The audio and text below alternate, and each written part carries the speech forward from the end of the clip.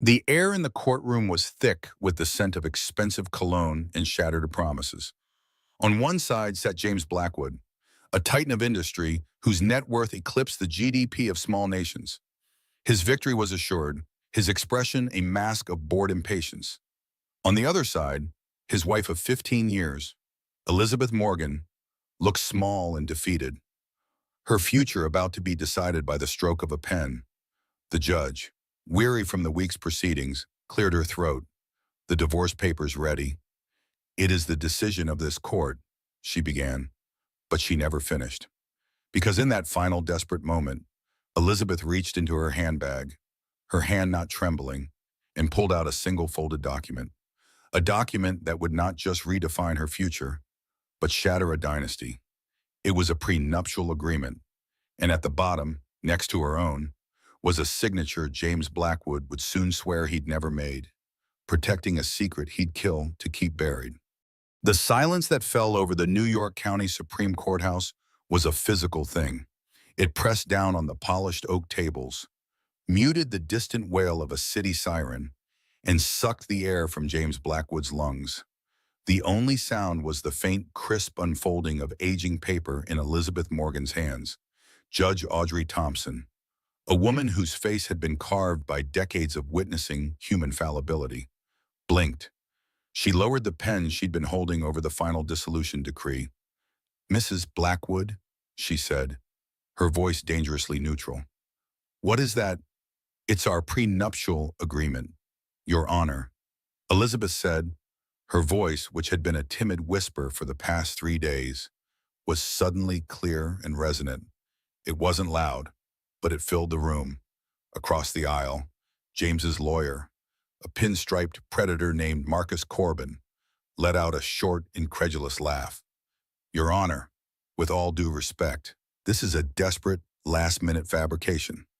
It has been established and agreed upon by both parties that no such document exists." He gestured dismissively toward Elizabeth. "My client was more than generous in his proposal, a proposal Mrs. Blackwood was ready to accept not 5 minutes ago." James himself hadn't moved a muscle. He was staring at the pale blue linen blend paper in Elizabeth's hands. He recognized it.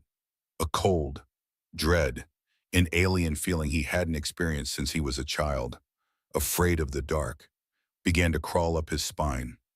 It couldn't be. He had destroyed it personally. With his own 2 hands, he had burned the only existing copy in the fireplace of his study 15 years ago, the night after their wedding.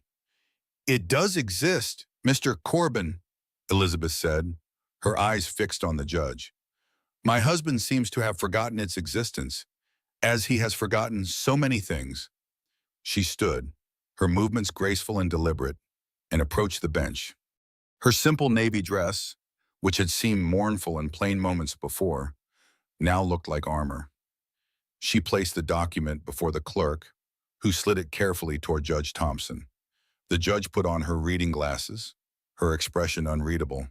The room held its breath. The document was surprisingly simple, not the phone book thick tome of legalese one might expect. It was barely 5 pages long. James finally found his voice. It was a low growl. "Elizabeth, what is this? This is insane. Stop this ridiculous game." She turned to face him, and for the first time in years, she didn't flinch from his gaze. The fear was gone, replaced by a glacial calm. "It's no game, James. It's a promise we made. A contract." Judge Thompson looked up, her gaze sharp and penetrating. She peered over her glasses first at a visibly sweating James, then at his thunderstruck lawyer. "Mr. Corbin," the judge said, her voice cutting through the tension. "This document, dated May 12th, 2010, appears to bear the legitimate signatures of both your client, Mr. James Blackwood, and the petitioner, Miss Elizabeth Morgan. As she was then known." She paused, letting the weight of her words settle. "It also bears the signature of a witness." Corbin stammered. "A forgery, Your Honor. Clearly a forgery. We will bring in experts, handwriting analysts." "That may be," Judge Thompson conceded, her eyes narrowing. But I am more interested in Clause 4B. She looked directly at James, whose face had gone from tanned and confident to a sickly pale white. A clause I suggest you refresh your memory on, Mr. Blackwood.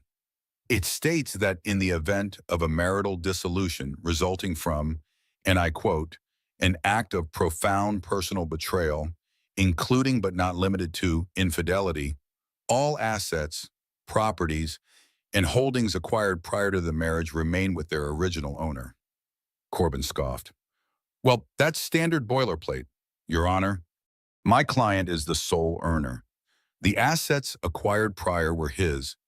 Please allow me to finish. Mr. Corbin, the judge snapped, her patience gone.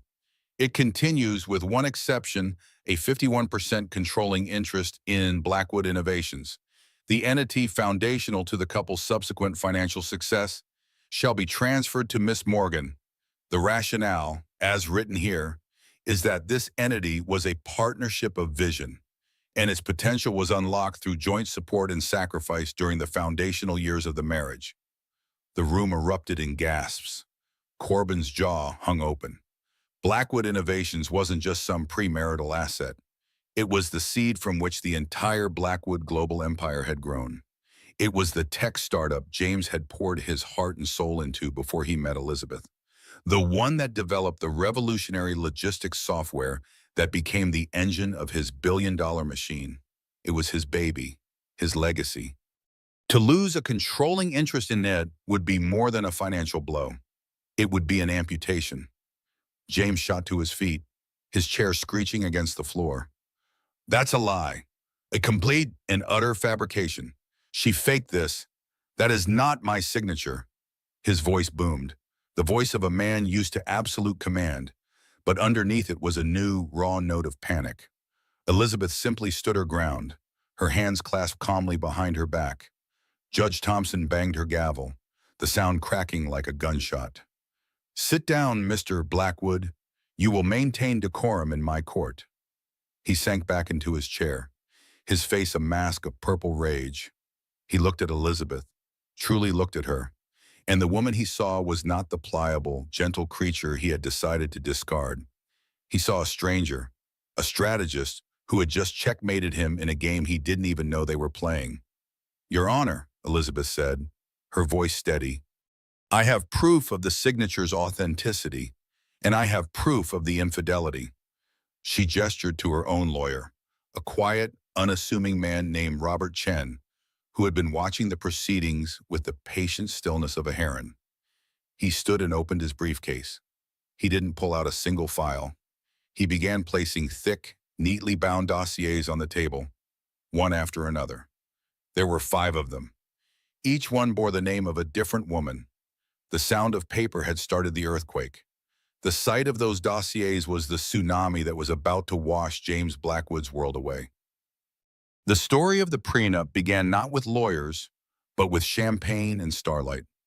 15 years earlier, Elizabeth Morgan was a doctoral candidate in art history, working part-time at a gallery in Soho. Her life was a comfortable academic world of research, dusty books, and the quiet thrill of discovering the story behind a forgotten masterpiece. James Blackwood crashed into that world like a meteor. He was the gallery's biggest patron, a charismatic force of nature who was already a legend in the tech and finance worlds at 35. He wasn't just rich, he was dynamic, intelligent, and possessed a laser-focused attention that made anyone he spoke to feel like the only person in the universe. One evening during a private showing, he bypassed the fawning gallery owner and walked directly to Elizabeth, who was nervously explaining the provenance of a minor impressionist piece to a potential buyer. Tell me something the plaque doesn't, he'd said, his blue eyes locking onto hers. For the next hour, he listened, truly listened, as she spoke with passion about brushstrokes, about the artist's desperate letters to his brother, about the hidden symbolism in the choice of a wilting flower. He wasn't interested in the painting as an investment. He was captivated by the story, and by the storyteller. The courtship was a whirlwind. Helicopter rides to the Hamptons, private tours of the Met after hours, dinners in Paris, to a woman whose biggest thrill was finding a rare book. It was intoxicating. He loved her mind. He said, he loved that she wasn't like the other women in his circle, women whose ambitions were measured in carats and square footage. He called her his still point in a turning world. Her friends were wary. Her closest friend, Sarah Jenkins, a sharp-witted public defender, was the most vocal. "Liz, the man's a shark," she'd said over coffee one afternoon. "Sharks don't change their nature just because they admire a dolphin." When Elizabeth had dismissed it as cynicism, she was in love. The topic of a prenuptial agreement came up a month before the wedding. It was James who raised it, of course. He did it with practiced ease, framing it as a mere formality, a piece of responsible estate planning. "It's for the lawyers, Liz, not for us," he'd said, sitting in the sprawling living room of his penthouse, the city lights twinkling below them like a fallen constellation. "It just protects what's mine before we marry, and what's yours. A clean slate." His lawyers, led by a younger but no less predatory Mr. Corbin, drafted a document that was as cold and brutal as a corporate takeover. It stipulated that in case of divorce, Elizabeth would receive a lump sum payment generous by any normal standard, but a pittance compared to the fortune she would be helping him build. It waived her rights to any claim on his businesses, present or future. Sarah, whom Elizabeth had asked to review it, was appalled. "This isn't a prenup, Liz. It's an exit strategy." His exit strategy. "You're signing away your life. He's building a cage and asking you to help weld the door shut." Tearfully, Elizabeth confronted James. She didn't want a fortune, but she didn't want to feel like a temporary employee either. She spoke of partnership, of building a life together. This was where James showed his genius for manipulation. He feigned hurt, then understanding. He looked at her with those devastatingly sincere eyes and told her she was right. "You're right," he'd said, taking her hands. "This document, it's cold. It's Corbin's work. It doesn't reflect what we are." He then walked over to his desk. "Let's make our own, a real one. A promise between you and me." He pulled out 2 sheets of his personal stationery, the thick, creamy paper with the pale blue tint. "Forget the lawyers," he said with a conspiratorial smile. "Let's write something that matters." He handwrote a new agreement. It was simple, full of the romantic, collaborative language she'd used. He included the standard clauses about protecting premarital assets. But then he added a new one, Clause 4B. He presented it to her as his ultimate act of faith. "Blackwood Innovations," he explained. "That's my past. That's the foundation. Everything I build from now on, with you by my side, will be ours. But if I ever break my promise to you, if I betray you, then the foundation itself becomes yours, because you will have been the co-architect of everything that came after." It was the most romantic thing she had ever heard. It wasn't about money. It was about principle. It was an acknowledgement of her value beyond the dollar sign. "There's a witness clause," she'd noted, her heart soaring. "Of course," he buzzed his intercom. "Elias, could you come in for a moment?" Elias Foster entered the room. He was James's right-hand man, a quiet, older gentleman who had been with James from the very beginning. He was more mentor than employee, the steady hand that had guided James through the rocky, early years of his first company. Elias had a kind, weary face, and he looked at Elizabeth with genuine affection. "Elias, my friend," James said warmly, "Elizabeth and I are just signing a private agreement, a little promise for our future. We'd be honored if you'd witness it." Elias smiled. "Of course, James." They each signing the 2 identical handwritten copies. Elizabeth signing Elizabeth Morgan. James signed his full, looping signature. Elias signed below them. "One for you, one for me," James said, handing a copy to Elizabeth. He held up the other. "And this one is just for us." The next day, Elizabeth took her copy to be notarized and then placed it in a safe deposit box. Feeling like the luckiest woman alive, she told Sarah what had happened, how James had understood completely. Sarah had remained skeptical. "I hope you're right, Liz, I really do." But keep that document safe and get a copy of the notarization. The wedding was a fairy tale on their wedding night. As they stood by the fireplace in their new home, James poured them 2 glasses of vintage scotch. He held up his copy of the agreement.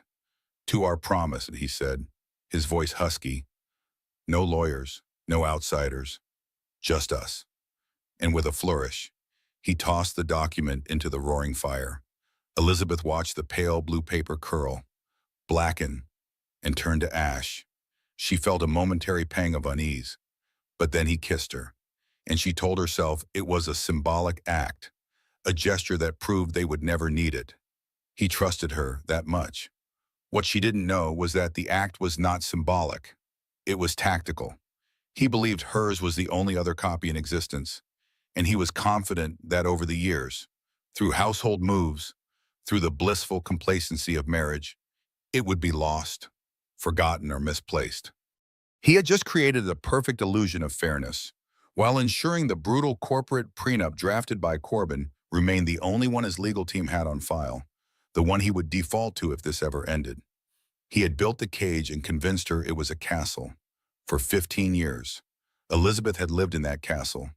She'd hosted his dinners, charmed his business partners, raised their 2 children, and slowly, piece by piece, let her own ambitions and identity fade into the background, becoming Miss James Blackwood.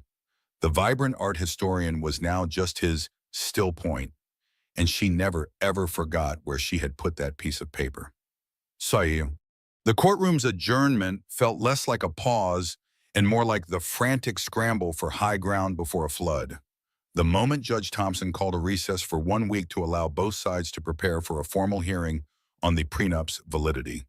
The Blackwood war machine roared to life. James, his face a thunderous mask, stormed out of the courtroom, flanked by a phalanx of lawyers. He didn't look at Elizabeth. He barked into his phone before the heavy doors had even swung shut. "Get me everything. I want her life taken apart piece by piece.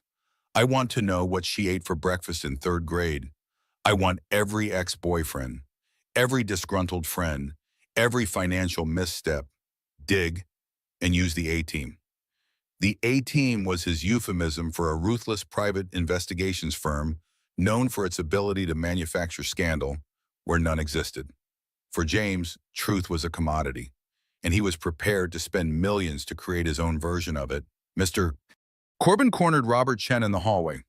The contrast was stark. Corbin, tall, aggressive, impeccably tailored. Chen, of average height in a slightly rumpled suit, holding a worn leather briefcase.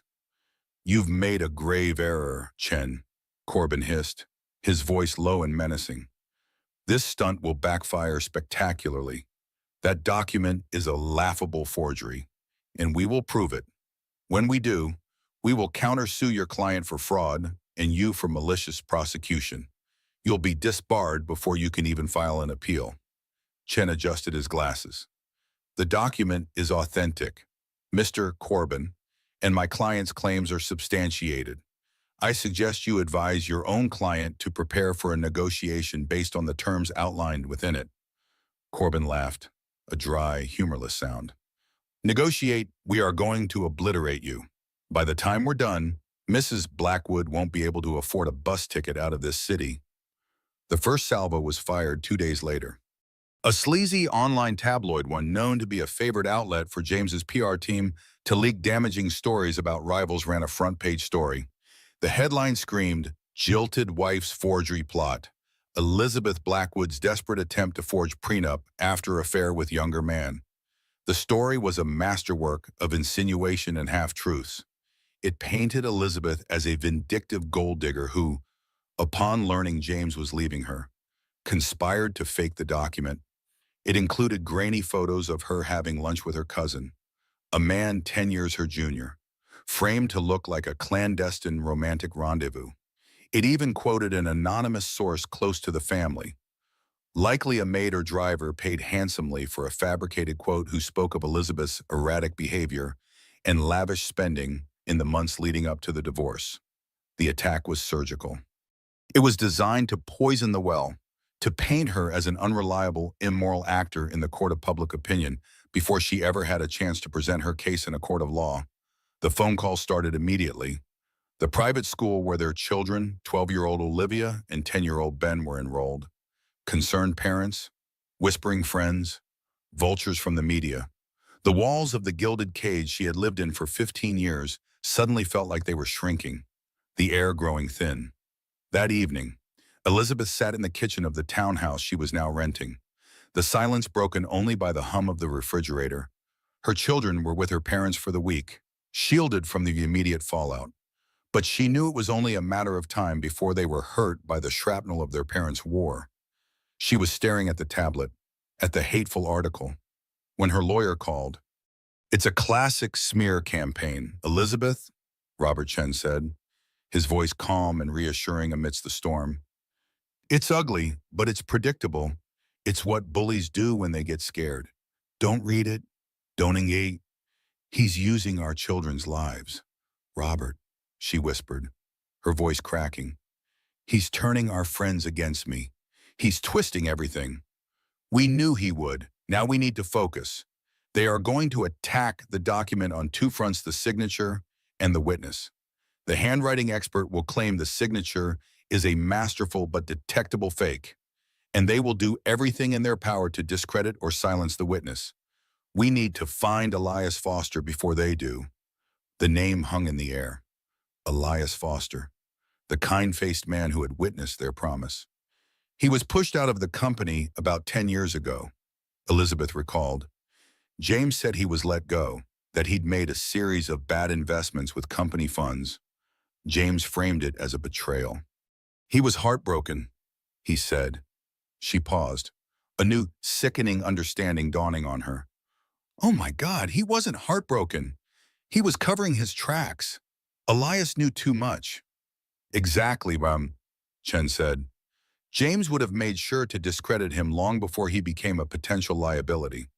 He was probably forced to sign an ironclad NDA and given a severance package contingent on his silence. Finding him will be difficult. He'll be scared." Chen had already hired his own investigator, a discreet former detective named Frank, to begin the search. But James's resources were limitless. It was a race. The next attack was more personal and far more cruel. A courier arrived at her door with a legal notice. James was petitioning for an emergency hearing to gain sole custody of the children, citing her unstable and deceitful behavior as a danger to their well-being. The fraudulent prenup was Exhibit A in his filing. That was the blow that brought Elizabeth to her knees. He was using their children as leverage, as pawns to be sacrificed. She curled up on the sofa, the legal document clutched in her hand, and for the first time since this began, she felt a wave of despair so profound it threatened to drown her. The calm resolve she had felt in the courtroom evaporated, replaced by raw, visceral fear. He wasn't just trying to win, he was trying to annihilate her, to erase her from her own life, from her children's lives. It was in that moment of darkness, huddled on the couch in a rented house, that her phone rang again. It was Sarah Jenkins. "I just saw the custody filing," Sarah said, her voice filled with a cold fury. "That absolute bastard." There was a pause. "Liz, you listen to me. This is what he wants. He wants you to break. He wants you to crumble and give up. And he'll give you back your kids and a quiet life. Do you understand? It's a tactic." "He's going to take my children," Elizabeth sobbed. "No, he's not," Sarah said, her voice hardening with purpose. "We're not going to let him. The man has more skeletons in his closet than a cemetery. You fought back in that courtroom. Now you get up off that floor and you keep fighting. You find that witness. You prove that signature. You burn his empire to the ground if you have to. You wanted a war. You've got one. It's time to start dropping your own bombs."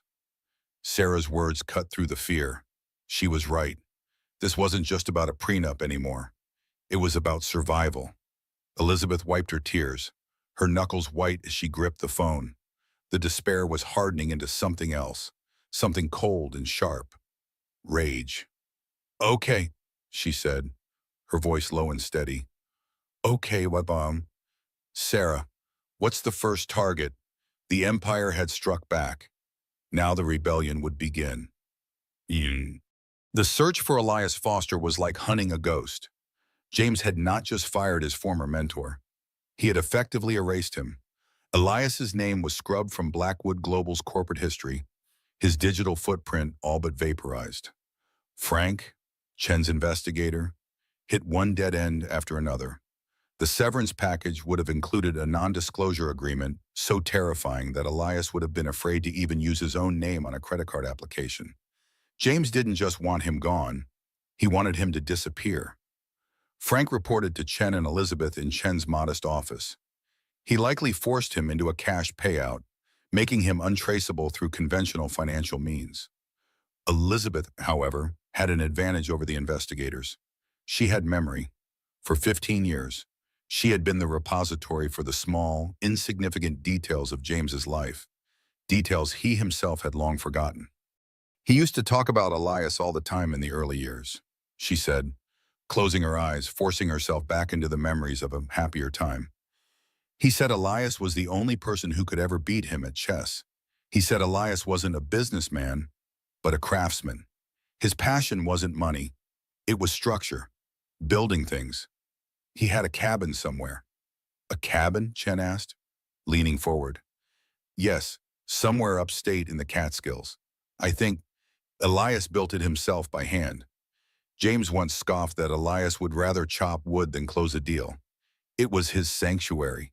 James gave him the land as a gift years before they parted ways.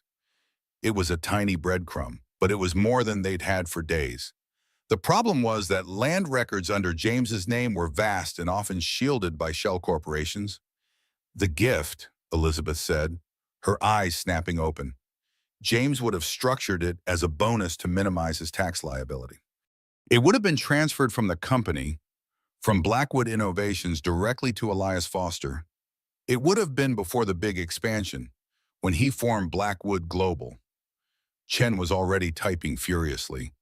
This was a new vector, a specific corporate entity, and a specific time frame. Within an hour, they had it. A deed transfer from 2008, a 5-acre plot of unincorporated land in Sullivan County, gifted from Blackwood Innovations to one Elias Foster. There was no official address, just a plot number in a densely wooded area near a town called Roscoe. That's him, Elizabeth breathed. Frank will drive up there first thing in the morning. Chen said, he'll be discreet. We don't want to spook him. But they were already too late. The next day, Frank called Chen from a windy roadside turnout. He's been here, or his people have. The cabin is empty, but it was lived in recently. There's a cold pot of coffee on the stove. Mail from the last few days is on the table, but the man is gone. And a neighbor I spoke to, a guy down the road, said a black SUV with tinted windows was parked at the end of the driveway for most of yesterday afternoon. They left just before dark. Elizabeth's blood ran cold. James's team hadn't needed to search. They knew exactly where Elias was. They had gotten to him first. Did they threaten him, pay him off? She asked, pacing her living room. Probably both, Chen said grimly. He's compromised now. Even if we find him, Corbin's team will argue we coerced or bribed him. His credibility as a witness is shot. It was a devastating blow. Their key to authenticating the signature was gone. All they had was the document itself, which James's army of experts was now publicly branding a high-tech forgery. The narrative was taking hold. Elizabeth was the desperate, scheming wife. James was the wronged, magnanimous husband. That night, unable to sleep, Elizabeth found herself in the study of her rented home. She was unpacking the last few boxes from her old life, a painful archaeological dig through 15 years of marriage. She opened a heavy chest filled with old photo albums and memorabilia. There were pictures of her and James, young and smiling, pictures of the children's first steps, their first birthdays, the life he was now trying to burn to the ground. Near the bottom was a leather-bound folio she hadn't opened in over a decade. It contained the artwork and letters from her academic life, the person she was before she became Mrs. Blackwood. She pulled out a thick bundle of letters tied with a faded ribbon. They were from her correspondence with other historians, with museums, with auction houses. And then she saw it. Tucked within the bundle was an envelope made of familiar pale blue linen blend paper. Her heart stopped. It was a letter from James. Not a romantic note, but a formal one from the earliest days of their courtship. He had written to her previous employer, the Soho Gallery, making a significant donation in her name to fund a research fellowship she had long dreamed of. It was a grand, controlling gesture, but one she had seen as romantic at the time. The letter was dated February 2010, just 3 months before they signed the prenup, and at the bottom was his signature, his full, proud, looping signature. She scrambled to find the prenup, which Chen had given her a high-quality copy of. She laid the copy next to the letter. She wasn't a handwriting expert, but even to her untrained eye, they were identical. The pressure of the pen, the unique flourish on the B, the precise spacing. It was him. But that wasn't the bomb. The bomb was the letterhead. At the top of the page, it didn't say James Blackwood. It said Blackwood Innovations. And below that, Office of the CEO. He had written this official donation letter on the same personal stationery he had used for their private agreement. The stationery he claimed in his legal filings was for personal use only and never for business. A key part of his argument that the prenup was an unofficial, non-binding document, this letter proved that was a lie. He used this paper for official, binding financial correspondence. But there was more. She remembered something else, another detail buried by time. When he made the donation, the gallery, as a matter of protocol, had sent a formal acceptance letter back to him acknowledging the gift in its terms, and she, as the beneficiary, had been copied on that letter. She frantically searched through another folder, this one filled with old professional documents. And there it was, a letter from the gallery director addressed to Mr. James Blackwood, Blackwood Innovations. And it began, "Thank you for your legally binding pledge of," and it referenced his letter by date. It was a third-party contemporaneous acknowledgement that a letter written on that very stationery was considered a binding legal document. Her hands were shaking. This was it. This was the proof, and it wasn't as dramatic as a surprise witness, but in the cold, logical world of contract law, it was a guided missile. It didn't just authenticate the signature.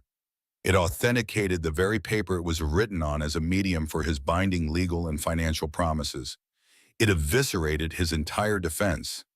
She called Robert Chen, her voice electric with excitement. "Robert, I have him. I have him cold." As she explained what she'd found, the quiet lawyer on the other end of the line was silent for a long moment. When he finally spoke, there was a new, dangerous edge to his voice, an edge of a fighter who has just been handed the perfect weapon. "Elizabeth," he said slowly, "don't touch those documents. Don't move them. I'm sending an independent courier to collect them and place them in a secure vault right now. The hearing is in 2 days. Mr. Corbin is about to have a very, very bad day." Tim. The atmosphere in Judge Thompson's courtroom for the second hearing was even more charged than the first. James Blackwood sat confidently flanked by a smug-looking Mr. Corbin and 2 junior lawyers. He had spent the week masterfully controlling the narrative. His team had submitted a voluminous report from a nationally renowned handwriting analyst who concluded with 99% certainty that the signature on the prenup was a masterful digital and chemical forgery. They had also submitted a sworn affidavit from a terrified Elias Foster, no doubt written by James's lawyers, stating that he had never witnessed such a document, and that his signature was also a forgery. James's victory seemed not just likely, but inevitable. He caught Elizabeth's eye as she entered, and gave her a look of pity mixed with contempt. It was the look of a king banishing a courtier who had dared to displease him. The hearing began with Corbin laying out his case with theatrical flair. He called the prenup a pathetic fantasy, and Elizabeth's actions a stain on the sanctity of the marital contract. "We have provided irrefutable expert testimony, Your Honor," Corbin declared, gesturing to his mountain of files. The signature is fake. The witness has denied his involvement. There is simply nothing left to discuss other than the severe legal penalties Mrs. Blackwood must now face for this attempted fraud. Judge Thompson looked over at Robert Chen. Mr. Chen, your response? Chen stood, calm as ever. Your Honor, we do not need to rebut their experts' claims about the signature because we are not going to debate the signature's authenticity. We are going to prove it. He produced the letter James had sent to the art gallery, sealed in a protective evidence bag. I present this as Exhibit B. Your Honor, this is a letter written by Mr. Blackwood 3 months prior to the prenup, on the exact same personal stationery. It is a letter in which he makes a substantial, legally binding financial pledge. We have that signature, and we also have Exhibit C. He then produced the gallery's response, which explicitly referred to James's letter as a legally binding pledge. Mr. Blackwood's entire case rests on the fiction that this stationery was for informal notes only, and that the prenup was therefore not a serious document. Chen explained, his voice ringing with newfound authority. These documents prove that Mr. Blackwood used this exact paper for official binding financial matters. His argument is a lie. He let the word hang in the air. Lie. Corbin jumped to his feet, sputtering objections. But Judge Thompson waved him into silence. She was studying the new exhibits with intense interest. The trap had been sprung. James's team had spent all their resources discrediting his signature, but Chen had just outflanked them by authenticating the paper itself. James's face had lost its confident smirk. He was staring at this letter, a flicker of confusion and fury in his eyes. He had forgotten all about it. Furthermore, Your Honor, Chen continued, pressing his advantage, the existence of this correspondence, which we will have our own expert verify against the prenup, makes Mr. Foster's coerced affidavit irrelevant. The documentary evidence is clear. A murmur went through the courtroom. The tide had just turned swiftly and brutally. Judge Thompson looked at Corbin, her expression frosty. Mr. Corbin, I am admitting these documents into evidence. I suggest you take a moment to confer with your client. It was a clear signal. The judge was not only accepting the evidence, she was believing it. But Elizabeth knew this was only part of the battle. Proving the prenup was real was one thing. Proving infidelity was another. The tabloid stories had muddied the waters, making her own character suspect. Her evidence of his affairs, the dossiers she'd brought to the first hearing, could be dismissed as the vengeful work of a woman scorned. As the judge called for a brief recess, Elizabeth leaned over to Chen. It's not enough, Robert. They'll pivot. They'll admit the prenup is real, but argue that the infidelity clause hasn't been triggered. They'll say I'm the one who had the affair. Chen gave a small, almost imperceptible smile. That's what I'm counting on. He patted his briefcase. There's one more thing about that prenup they've overlooked. Everyone, including you, Liz, has been focused on Clause 4B. She looked at him, confused. What else is there? There is an addendum, he said, lowering his voice. Addendum 2, a clause that James himself insisted on, a clause so specific and so strange that I think he forgot it was even in there. He was so focused on the main text, he never imagined it would ever come into play. He slid a copy of the prenup across the table to her and pointed to the very last page. It was a short paragraph written in James's own hand just above the signature lines. Addendum 2. In recognition of the complexities of life preceding this union, a private trust designated the Phoenix Trust shall be established and independently administered by a third party. In the event of dissolution and upon confirmation of the fulfillment of pre-existing personal obligations by Mr. Blackwood, control of this trust's administration and all its assets will transfer to Miss Morgan to ensure its continued and faithful execution, shielded from personal conflict. Elizabeth read it twice. It was dense with legalese that James had clearly written himself. Pre-existing personal obligations. The Phoenix Trust. I've never heard of this. What does it mean? I didn't know either, Chen admitted. So, I had Frank, our investigator, Stop looking for Elias Foster and start digging into any private trusts established by James around the time of your wedding. It took him the week of chasing shell corporations and offshore accounts, but he found it. Chen's eyes met hers. Elizabeth, the pre-existing personal obligation is a child. The world tilted on its axis. A child, she whispered. A son born a year before you met James. His name is Leo. James has kept him and his mother completely hidden. He set up this trust to provide for them, but the payments were contingent on the mother's absolute silence. He was terrified of a scandal derailing his rise to power. He put that clause in the prenup as a failsafe. He figured if you ever divorced, he could prove he'd fulfilled his obligation by paying them off, and the matter would be closed. He never, ever imagined that you would be the one put in charge of it. Elizabeth felt a wave of nausea. A child. A whole secret life he had hidden from her for 15 years. The depth of the deception was staggering. It wasn't just about cheating. It was about a fundamental lie that sat at the very core of their life together. This clause, Chen explained, his voice precise, is our real weapon.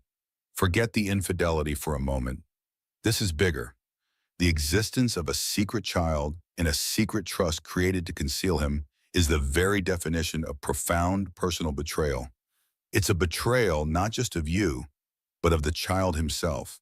It proves a pattern of deceit that makes all his other claims worthless. And the beauty of it is, the prenup he wrote himself gives you the key. It gives you control over the very secret he tried to bury. Elizabeth looked across the courtroom at James. He was deep in a furious, whispered conversation with Corbin, no doubt trying to figure out how to counter the gallery letter. He had no idea what was coming. He was fighting a battle on his western front, completely unaware that an army was about to crest the mountains to his east. The mother, Elizabeth said, her voice barely audible. Where is she? Where is the boy? Her name is Catherine Powell, Chen said. She lives in a quiet town in Connecticut. Frank has an address, and according to him, she stopped receiving her monthly payments from the trust 2 months ago, right around the time James decided to divorce you. He was cutting off loose ends. She's scared, and she's angry. Elizabeth's rage from the other night returned, but it was different now. It was cold, clear, and focused. This was no longer her fight alone. There was an innocent woman and a child who had been manipulated and discarded by the same man. The recess is almost over, she said. Her decision made. When it's done, I want you to ask for another continuance. Chen looked surprised. Elizabeth, we have the advantage here. We need to do one more thing before we end this, she insisted, her gaze steely. I'm going to Connecticut. I'm going to meet Catherine Powell. This isn't about his money anymore. It's about his victims. And he's not going to face just one of them in this courtroom. He's going to face us both. When the final paper speaks at part 2, the counterattack. The drive to Connecticut was a journey into James's secret past. Elizabeth sat in the passenger seat of Robert Chen's car, the rolling green hills a blur outside the window. She had asked Chen to come with her not just as her lawyer, but as a steadying presence. The woman she was about to meet was not an enemy or a rival. She was a fellow casualty. Catherine Powell lived in a modest but well-kept colonial house on a leafy street in a town that prided itself on its quiet anonymity. It was the kind of place a man like James would choose to hide a secret, pleasant, unremarkable, and completely off the society page's radar. As they walked up the stone path, Elizabeth's heart pounded. What would she say? How do you begin a conversation with the woman who shared a hidden history with your husband? The door opened before they could knock. A woman stood there, her face pale and etched with worry, but her eyes, a deep, intelligent brown, were resolute. She was petite with dark curly hair tied back, and she held herself with a quiet dignity. This was Catherine Powell. You must be Elizabeth, she said. Her voice was soft but firm. I've been expecting you. Please come in. The house was warm and lived in, filled with books and art supplies. Photos of a smiling, dark-haired boy were everywhere. Leo. He had James's eyes. They sat in the living room, an awkward silence hanging between them. Chen, sensing this was a conversation that needed to happen without lawyers, excused himself to take a call in the garden. My investigator said you'd stopped receiving payments. Elizabeth began gently. Catherine gave a short, bitter laugh. The day his lawyer served me with a new, much more restrictive non-disclosure agreement, the payments stopped. He wanted to ensure my silence before he filed for divorce from you. When I refused to sign it, he cut me off. He threatened to prove I was an unfit mother and take Leo from me. The same man who has seen his son a grand total of 5 times in his entire life. The parallels were chilling. He was using the same tactic on both of them. He told me you were a one-night stand, Elizabeth confessed, the words tasting like ash. A mistake he had to manage. Catherine's eyes flashed with a pain that was clearly still raw. We were together for almost 2 years. I was a junior analyst at a bank that was helping to finance Blackwood Innovations. He was brilliant, charming. You know the story. I fell in love with him. I thought he loved me. She looked away, toward a picture of her son kicking a soccer ball. When I told him I was pregnant, he changed. It was all about the scandal, how it would ruin his public image, how it would destroy the company he was about to take public. He convinced me to walk away. He said it was the only way to guarantee a future for our child. He created the trust, the Phoenix Trust. He called it that, so dramatic. He said it was about our son rising from the ashes of our relationship. He made me promise to never contact him, to never reveal Leo's paternity. He said if I did, he would use his power to make sure I never saw my son again. I was young and I was terrified, so I agreed. He put a clause about the trust in our prenuptial agreement. Elizabeth said softly to him. Catherine looked at her, shocked. He what? He never thought it would be found, or that the prenup would ever surface. And in it, he gave his wife ultimate control over the trust in the event of a divorce. For a long moment, Catherine just stared at her. Then, for the first time, a slow smile spread across her face. It was a smile of pure, unadulterated irony. The sheer hubris of the man was almost comical. In his attempt to build a foolproof system of control, he had created the very mechanism of his own downfall. So the man who has spent 16 years trying to keep us apart has now legally bound our futures together, Catherine mused. Poetic. He is trying to take my children too, Elizabeth said.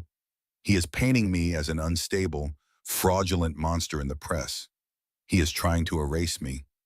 Because we are the two people who know who he really is, Catherine said, her voice hardening. Behind the charm, behind the billions, he's a coward.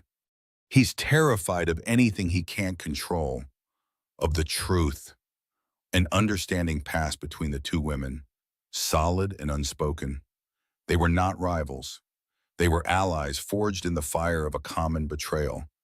They were the architects of his past and his present, and they would now be the architects of his future.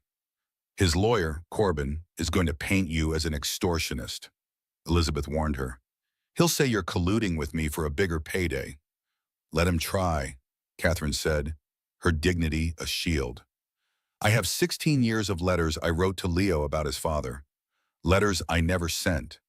I have the one photograph of James holding him as a baby, a photograph his security team tried to confiscate.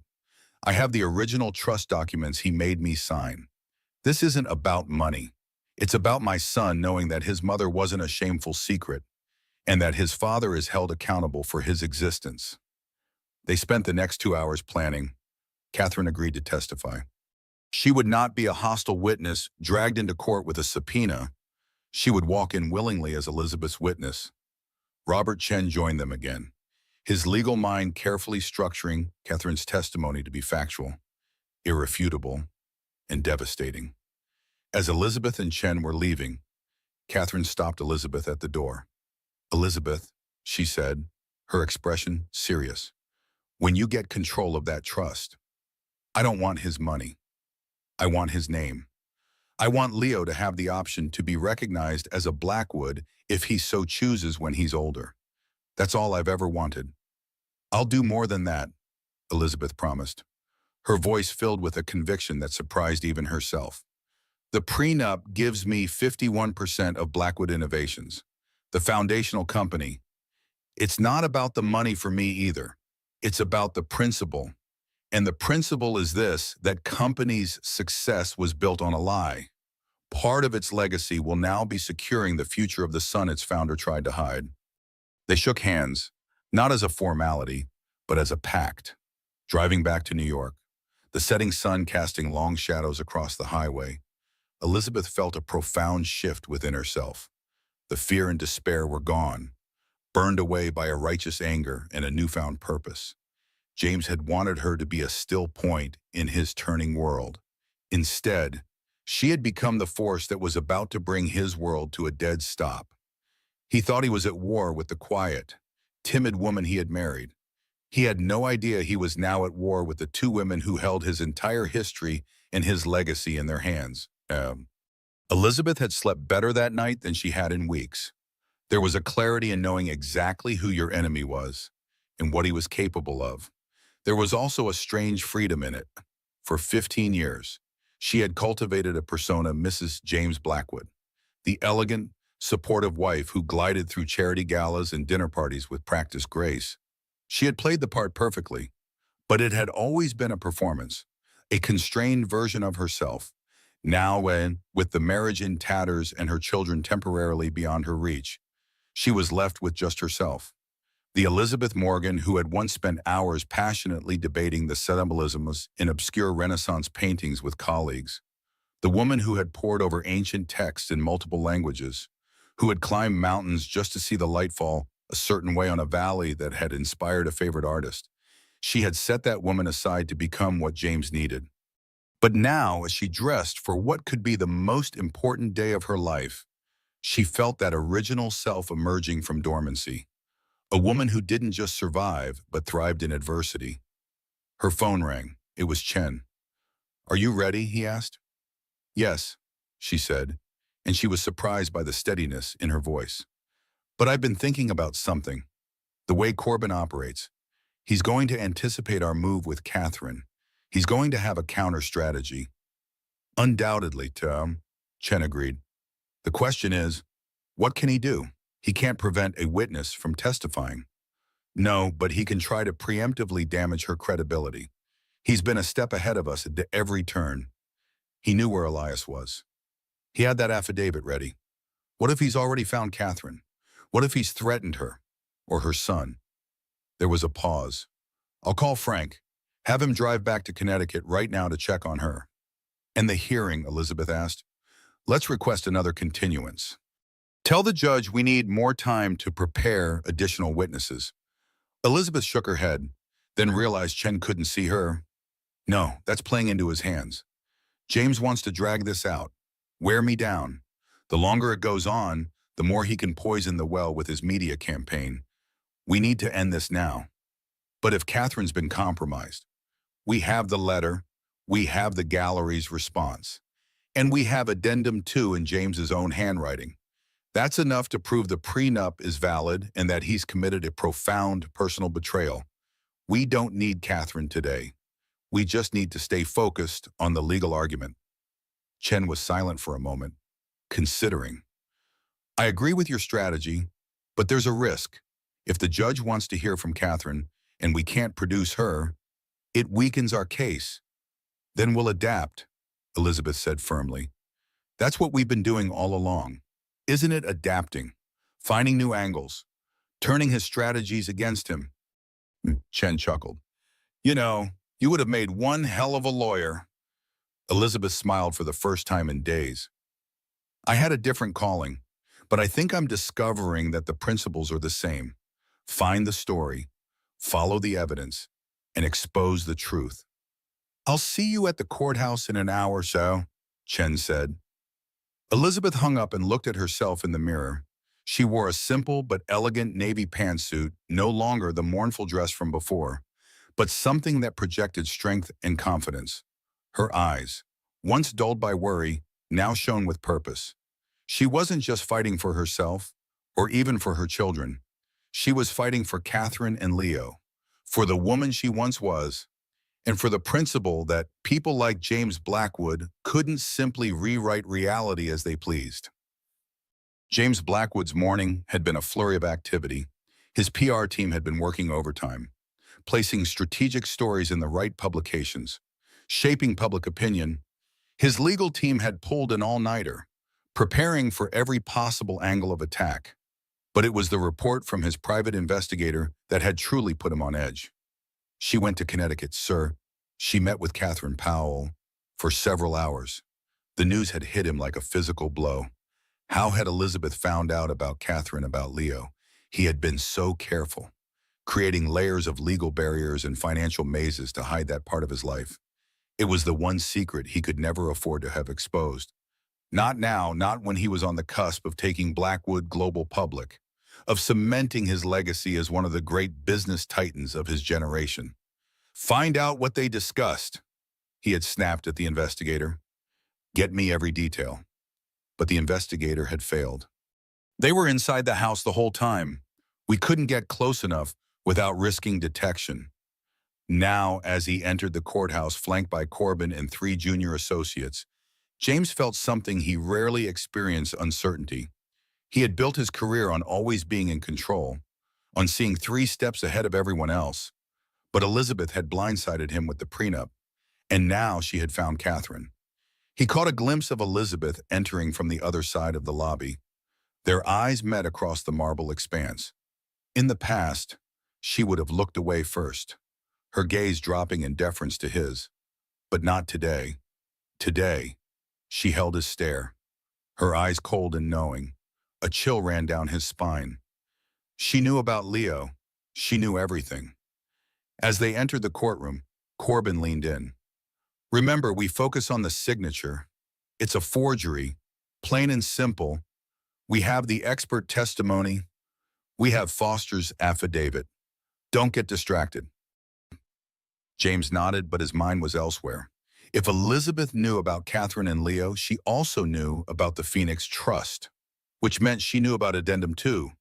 He had forgotten about that clause entirely. He had drafted it late one night, paranoid about ensuring Catherine's silence. It had seemed like a clever insurance policy at the time: make Elizabeth the trustee in the unlikely event of a divorce, after he had already terminated the trust's purpose. But now, that clause loomed like a ticking bomb. The profound personal betrayal it represented wasn't just about affairs. It was about a child, his child. Just as the bailiff called the court to order, James made a split-second decision. He grabbed Corbin's arm. "We need to settle," he whispered urgently. Corbin looked at him as if he'd lost his mind. "What? We're about to demolish her case. Trust me. Offer her the kids, the house, a generous settlement. But Blackwood Innovation stays with me. No negotiation on that point. Sir, with all due respect, we have this. The signature is—" "Do it, Corbin," James hissed.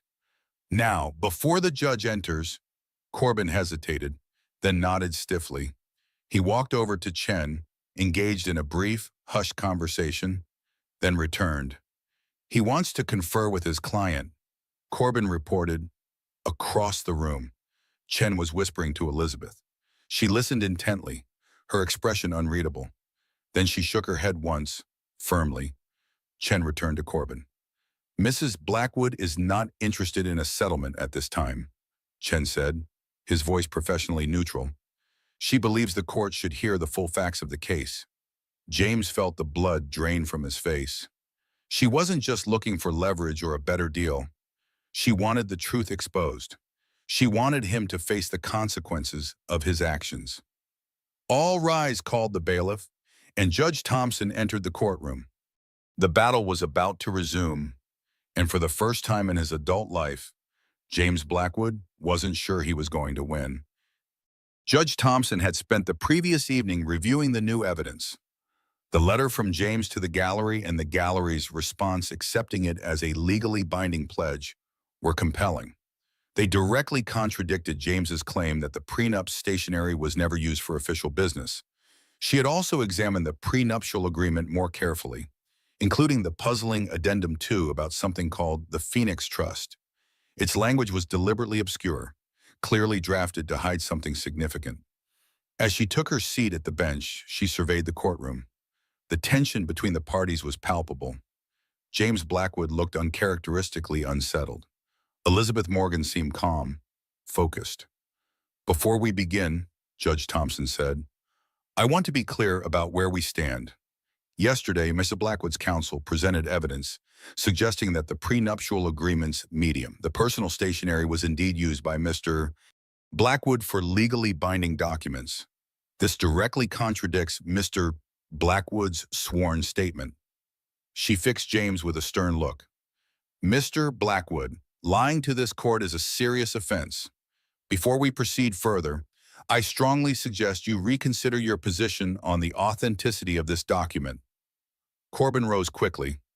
"Your Honor, if I may, we have not had sufficient time to examine the new evidence. We maintain that the signature itself is a forgery, regardless of the paper it's written on." "Very well," Judge Thompson said. "Mr. Chen, you may proceed with your case." Chen stood, buttoning his jacket. "Thank you, Your Honor. At this time, I would like to direct the court's attention to Addendum 2 of the prenuptial agreement, which has not yet been addressed." He handed copies to the judge and to Corbin. This addendum, written in Mr. Blackwood's own hand, refers to something called the Phoenix Trust. It stipulates that in the event of a divorce, control of this trust would transfer to Miss Morgan, then Miss Morgan. Judge Thompson frowned, reading the text. "And what is the relevance of this trust?" "Mr. Chen, the relevance, Your Honor, is in what the trust conceals. We have evidence that the Phoenix Trust was established by Mr. Blackwood to provide financial support to a child born out of wedlock, a child whose existence Mr. Blackwood has kept hidden from Mrs. Blackwood throughout their 15-year marriage." The courtroom erupted in murmurs. James sat rigid, his face a mask of barely controlled rage. Corbin looked as if he'd been struck. "That's preposterous," Corbin sputtered, rising to his feet. "This is a malicious fabrication designed to embarrass my client. Mrs. Blackwood is trying to distract from the central issue, her forgery of the prenuptial agreement. Do you have evidence to support this claim, Mr. Chen Pires?" Judge Thompson asked, her voice cutting through the commotion. "We do, Your Honor. We would like to call a witness who can testify to the purpose of the Phoenix Trust and Amerito Blackwood's efforts to conceal its existence." Judge Thompson nodded. "Proceed." Chen turned toward the back of the courtroom. "The plaintiff calls Catherine Powell." The double doors at the rear of the courtroom swung open, and Catherine Powell entered. She walked down the center aisle with quiet dignity, her head held high. She wore a simple charcoal dress, professional and unassuming. Her eyes never left James's face as she approached the witness stand. James had gone completely white. He looked as if he might be ill. Corbin was frantically scribbling notes, clearly blindsided by this development. Catherine was sworn in, her voice clear and steady as she repeated the oath. "Ms. Powell," Chen began, "could you please tell the court your relationship to James Blackwood?" Catherine looked directly at James as she answered. "He is the father of my 16-year-old son, Leo." The words fell like bombs in the silent courtroom. Several journalists who had been covering the high-profile divorce case scrambled for their phones, desperate to be the first to break this explosive news. "And how did you meet Mr. Blackwood?" Chen continued. "I was a financial analyst at Meridian Bank in 2006. Our team was working on financing options for Blackwood Innovations' expansion. James and I began a relationship that lasted nearly 2 years." "And when did this relationship end?" "When I told him I was pregnant in late 2007. He made it clear that a child would complicate his vision for his future. He said that the news of a child born out of wedlock would derail his plans to take the company public, that investors would question his judgment." "What happened next, Ms. Powell?" Catherine's composure slipped slightly, a flash of old pain crossing her face. "He gave me an ultimatum. Either terminate the pregnancy or agree to his terms, complete silence about his paternity, a new identity in a new town, and financial support through what he called the Phoenix Trust. He made it clear that if I ever revealed him as Leo's father, he would use his resources to destroy me and take custody of our son. And did you agree to these terms? Yes, she said simply. I was 26 years old, alone and scared. He had a team of lawyers. I had no one. So I agreed. I moved to Connecticut, where no one knew me. I received monthly payments from the trust, and I raised my son alone. When was the last time Mr. Blackwood saw your son? In person, when Leo was 3 months old. James came to the house once. He held Leo for about 5 minutes, seemed uncomfortable, and left. He's never seen him since, except in the photographs I'm contractually obligated to send to a P.O. box every year. Chen nodded, letting the weight of her words settle over the courtroom. Miss Powell, when did the payments from the Phoenix Trust stop? 2 months ago, around the same time. I received a new, more restrictive non-disclosure agreement from a lawyer representing Mr. Blackwood. When I refused to sign it, the payments were cut off completely. And why did you refuse to sign it? Catherine's eyes flashed with a steely resolve. Because it included a clause requiring me to testify, if ever asked in a legal proceeding, that James Blackwood was not Leo's father. I would not agree to perjure myself, especially not at the expense of my son's identity. Thank you, Mrs. Powell, Chen said. I have one final question. Why have you decided to come forward now, after 16 years of silence?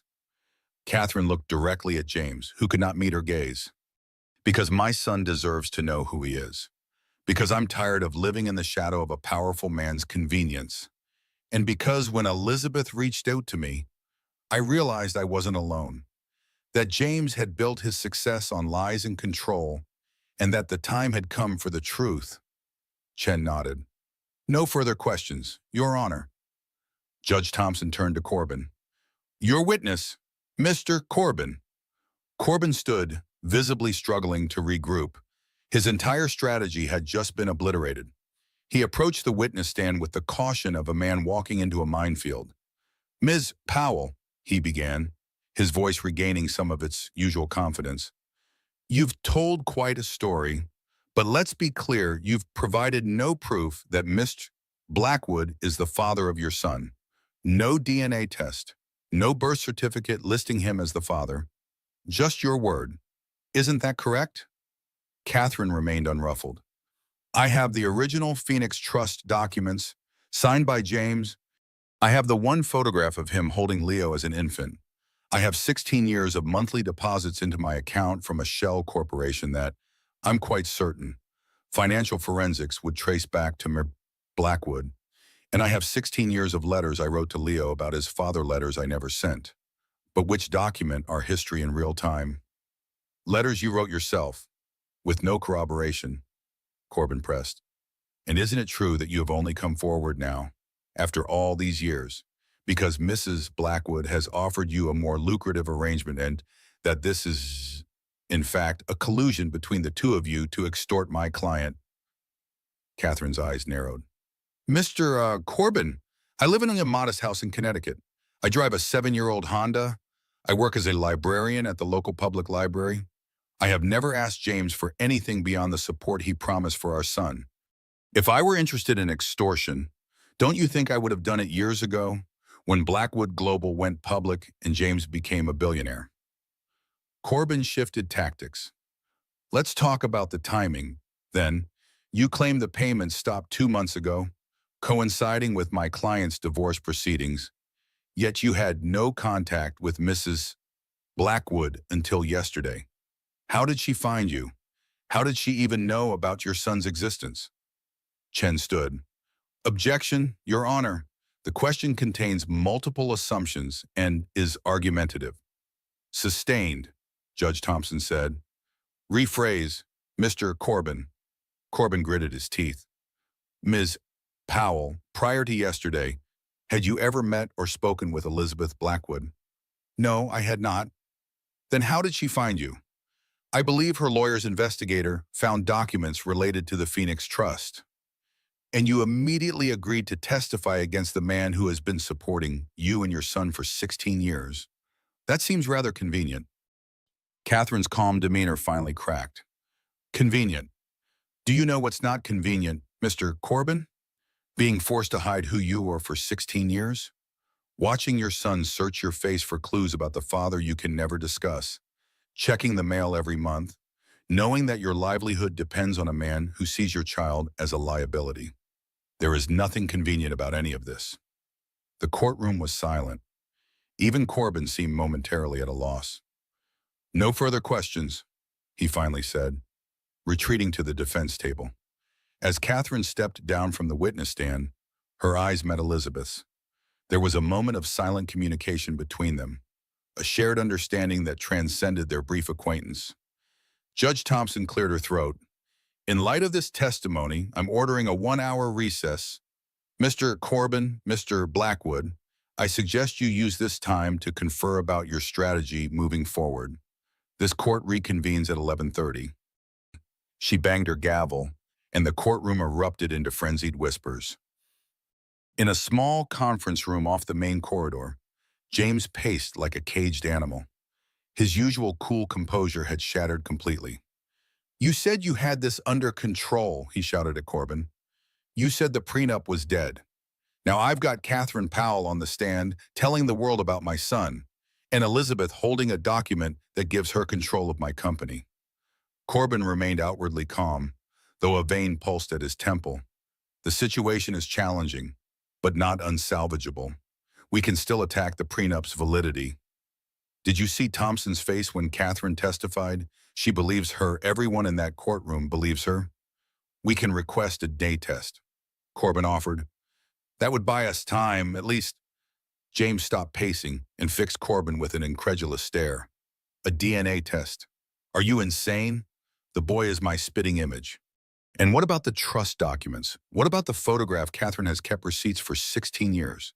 And she just dumped them all on the table. He collapsed into a chair, his head in his hands. This is a disaster, an absolute disaster. The board will go ballistic. The IPO will be delayed, maybe canceled altogether. 16 years of work, down the drain because of one mistake. Corbin's voice was cold. If I may speak frankly, sir, the mistake wasn't fathering a child. It was writing that clause into the prenup. It was cutting off Catherine's payments at the worst possible moment.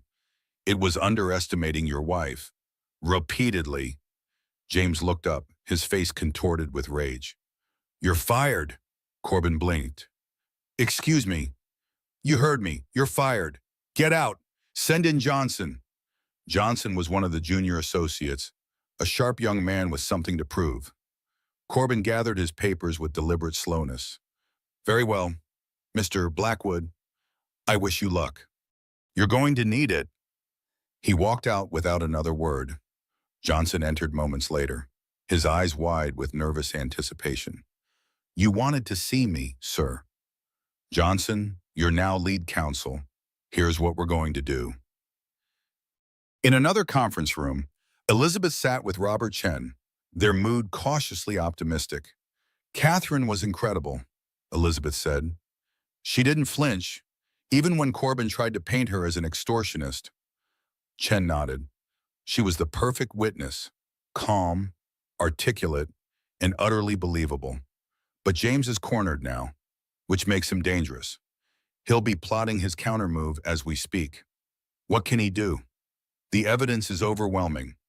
Never underestimate a desperate billionaire, Chen cautioned. He still has options. He could offer an outrageous settlement to make this go away quietly. He could attack Catherine's character more aggressively. He could even try to spin this as a sympathetic story, the tragic mistake of a young man, the child he's been secretly supporting all these years. Elizabeth shook her head. None of that changes the facts. The prenup is real. The infidelity is proven. The profound personal betrayal is beyond dispute. Legally, we've won. Legally, say yes, Chen agreed. But James doesn't just operate in the legal realm.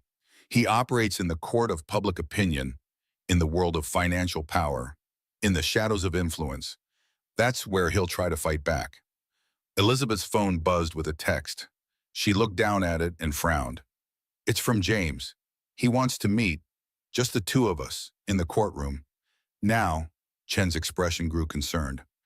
That's not a good idea. Whatever he has to say, he can say through counsel. No, Elizabeth said, her decision already made. I want to hear what he has to say. After 15 years of lies, I think I deserve the truth. Face to face, why? Please let me come with you, Chen insisted. He won't talk if you're there, and I need to do this. Robert, for myself. Chen reluctantly nodded. I'll be right outside the door. The first sign of trouble. I'm coming in. Elizabeth squeezed his arm gratefully. Thank you. For everything. She walked out of the conference room and down the corridor to the now empty courtroom. As she pushed open the heavy wooden doors, she saw James standing alone at the defense table, his back to her. The room, so recently alive with drama and revelation, was now eerily quiet. James turned as she entered. His face was drawn, the confident mask gone. For the first time, he looked his age, the lines around his eyes and mouth deepened by stress. Elizabeth, he said, his voice uncharacteristically subdued. James, she replied, stopping several feet away from him. You wanted to talk. So talk. He gestured to the chairs. Can we sit?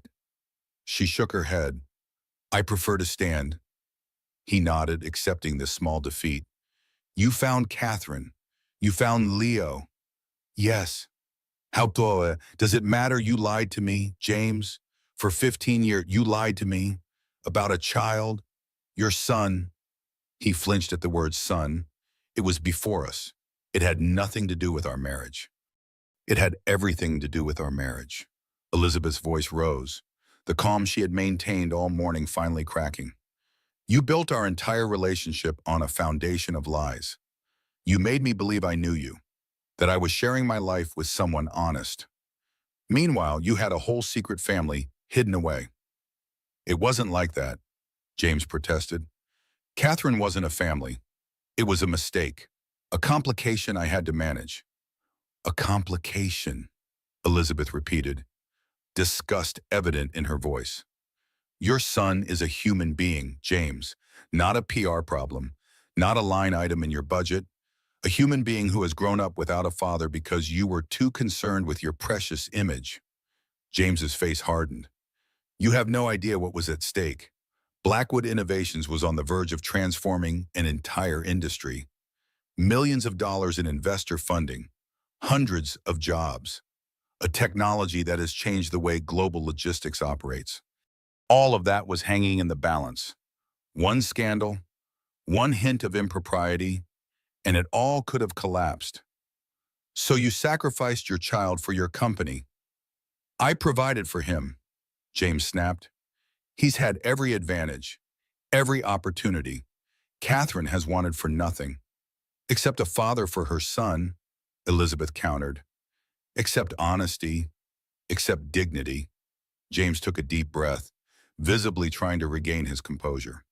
Look, what's done is done. We can't change the past, but we can control what happens next. I'm prepared to be generous. Elizabeth, very generous. I'm not interested in your money, James. Not just money, full custody of Olivia and Ben, the house in the Hamptons, a substantial alimony. All I ask is that Blackwood Innovations remains with me. It's my legacy. Elizabeth, it's everything I've built. Built on lies, she said quietly. Built on the back of a son you abandoned and a wife you deceived. And is this about revenge? Then, he asked, a hint of his old arrogance returning. You want to punish me. Take my company. Expose me to the world as some kind of monster. Elizabeth looked at him for a long moment, really looked at him. The man she had once loved with all her heart, the father of her children, the person she had built a life with. She felt something shift inside her, a final loosening of the bonds that had tied her to him. No, James, this isn't about revenge. It's about truth. It's about accountability. It's about making things right, as much as they can be made right. You wrote that prenup. You created that trust. You established the rules. Now you have to live with the consequences. And what about our children? What about Olivia and Ben? How do you think they'll feel when they learn about this? When they read about their father in the tabloids? Have you thought about that? It was a low blow and they both knew it. But Elizabeth was prepared. Our children deserve the truth, too. James, not right away, not all at once. But eventually, they deserve to know that they have a half-brother. That their parents' marriage ended not because of some vague growing apart, but because of choices you made, lies you told. They're going to be hurt and confused. Yes, but I will be there for them. I will help them understand. Can you say the same? James's face crumpled, a flash of genuine pain breaking through his carefully constructed facade. I love them, Elizabeth. Whatever you think of me, however much you hate me now, you know I love our children. I know you do, she said softly. That's why I hope, when this is all over, you'll find a way to be a better father to them than you've been to Leo. That you'll learn from this, James, that something good can come from all this pain. He looked away, unable to meet her gaze. The hearing resumes in 20 minutes. What are you going to do? Elizabeth straightened her shoulders. I'm going to see this through to the end. The prenup will be enforced. I will gain control of Blackwood Innovations. And then, James, I'm going to do what you should have done 16 years ago. I'm going to acknowledge Leo as a Blackwood.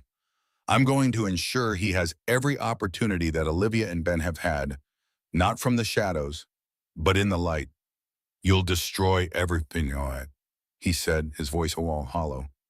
No, James, you did that yourself. I'm just picking up the pieces. She turned and walked away, leaving him alone in the empty courtroom. As she pushed through the doors, she found Robert Chen waiting anxiously. Are you all right? He asked, searching her face. Yes, she said, and she meant it. For the first time in a very long time. I'm all right.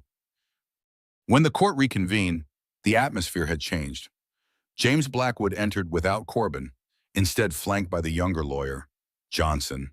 Elizabeth noticed the switch immediately and exchanged a glance with Chen. James had fired Corbin. He was desperate, improvising. Judge Thompson called the court to order. Before we proceed, I understand there's been a change in counsel for the defendant. Johnson stood. Yes, Your Honor, Marcus Corbin is no longer representing Mr. Blackwood. I'm taking over as lead counsel.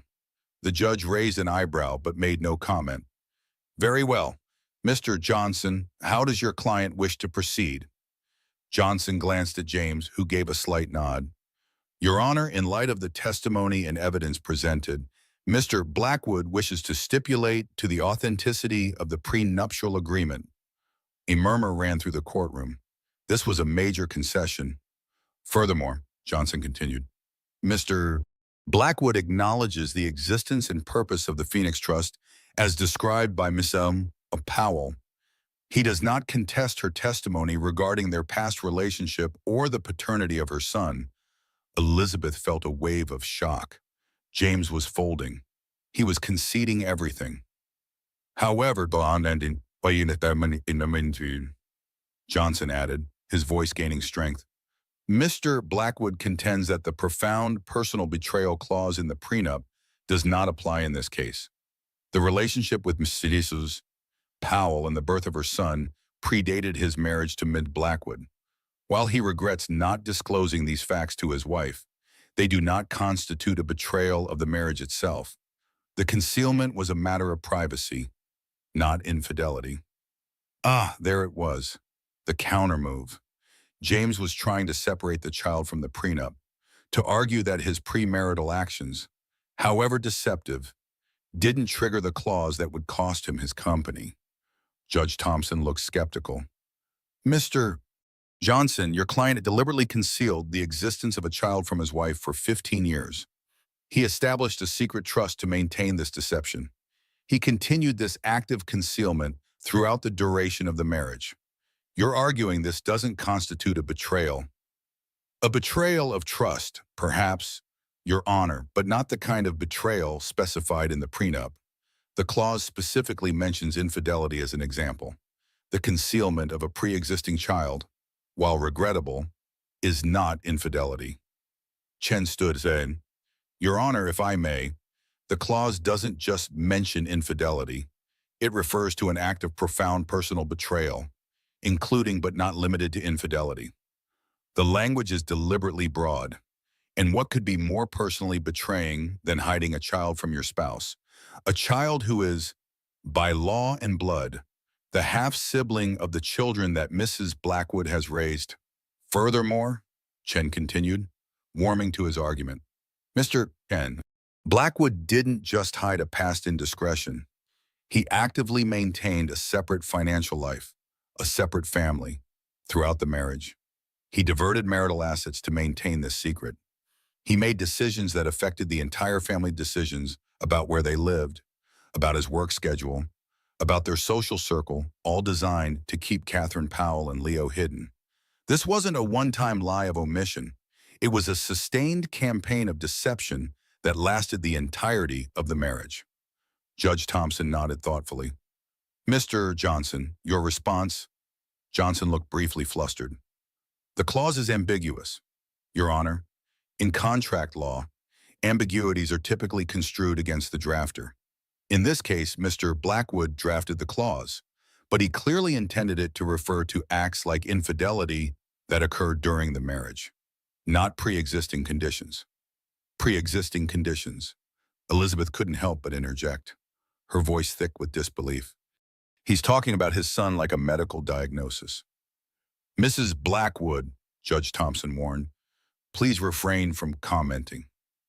I apologize, Your Honor, Elizabeth said, but she could see the judge's face had registered the same distaste she felt. Judge Thompson folded her hands on the bench. I've heard enough on this matter. It's clear to me that the prenuptial agreement is authentic and legally binding. It's also clear that Mr. Blackwood engaged in a pattern of deception that, by any reasonable standard, constitutes a profound personal betrayal as described in Clause 4B. She looked directly at James, her expression stern. Mr. Blackwood, this court does not look kindly on those who attempt to manipulate the legal system through deception. You wrote this prenuptial agreement. You created these terms. You established the consequences for breaching them, and now you must abide by them. Therefore, I am ruling that the prenuptial agreement is valid and enforceable in its entirety. Pursuant to Clause 4B, a 51% controlling interest in Blackwood Innovations shall be transferred to Mrs. Elizabeth Blackwood. Further, in accordance with Addendum 2, control of the Phoenix Trust shall also be transferred to Mrs. Blackwood. The judge paused, then added, in light of the testimony regarding Mr. Blackwood's concealment of his son, I am ordering a separate hearing regarding custody of the minor children, Olivia and Ben Blackwood. Until that hearing, the current temporary custody arrangement will remain in place. She banged her gavel. This court is adjourned. The courtroom erupted into a flurry of activity. Journalists rushed for the doors, eager to break the sensational story. James sat motionless at the defense table, his face ashen. Elizabeth felt a strange sense of calm wash over her. It was over. She had won, but it didn't feel like victory so much as vindication. The truth, so long buried, was finally free. Chen leaned over. Congratulations, he said quietly. Thank you, she replied. But this is just the beginning, isn't it? Now I have to figure out what to do with a controlling interest in a multi-billion-dollar company. Chen smiled. Something tells me you'll manage just fine, and you won't be alone. Elizabeth looked across the rapidly emptying courtroom to where Catherine Powell stood waiting, her expression a mixture of relief and uncertainty. Elizabeth crossed to her and, without hesitation, embraced her. Thank you, Elizabeth said, for your courage, for your truth. Catherine returned the embrace. What happens now? She asked as they separated. Elizabeth took a deep breath. Now we rebuild, together. As they walked out of the courtroom side by side, Elizabeth felt a weight lift from her shoulders. The past 15 years had been built on a foundation of lies. But the future, her children's future, And now Leo's future would be built on something much stronger truth. And as for James Blackwood, the man who had controlled everything and everyone around him, he was about to discover that the empire he had built was nothing compared to the legacy he had lost. When the final paper speaks, bringing my part 3, Justice and Rebirth. The headlines broke like a tsunami. Tech Titan's secret son revealed in divorce bombshell. Blackwood loses company to wife after hidden child exposed. The prenup that changed everything. How James Blackwood's own words cost him billions. By nightfall, the story had consumed every news cycle. Financial analysts were already speculating about the future of Blackwood Global, with its foundational company now under Elizabeth Morgan's control. Tech industry insiders were frantically reassessing the planned IPO. And social media had exploded with opinions on everything from James's deception to Elizabeth's unexpected victory. For Elizabeth, the chaos of the outside world was distant noise. She sat in the living room of her rented townhouse, surrounded by Chen, Sarah, and Catherine. The four of them had retreated here after the courthouse frenzy, seeking refuge from the press that had camped outside both her home and Catherine's. "My phone hasn't stopped ringing," Elizabeth said, looking at the device as it buzzed yet again with another call from an unknown number. "Every reporter in New York wants a statement." "They can wait," Sarah said firmly. "This isn't their moment. It's yours." Chen nodded in agreement. "We'll need to make a statement eventually, but there's no rush. Let the dust settle first." Catherine, who had been quietly sipping her tea, looked up. "I should go back to Connecticut. Leo will be home from school soon. He doesn't know any of this yet." Elizabeth reached across and squeezed her hand. "How will you tell him?" Catherine sighed, the weight of the task ahead evident in her expression. "Carefully, truthfully, he's known his father exists, but I've never shared much beyond that. I've always told him that his father wasn't ready to be a parent, that it wasn't about Leo, but about the man's own limitations." "That's pretty accurate," Sarah remarked dryly. "I'll drive you," Chen offered. "It's not safe for you to go alone with all the press attention."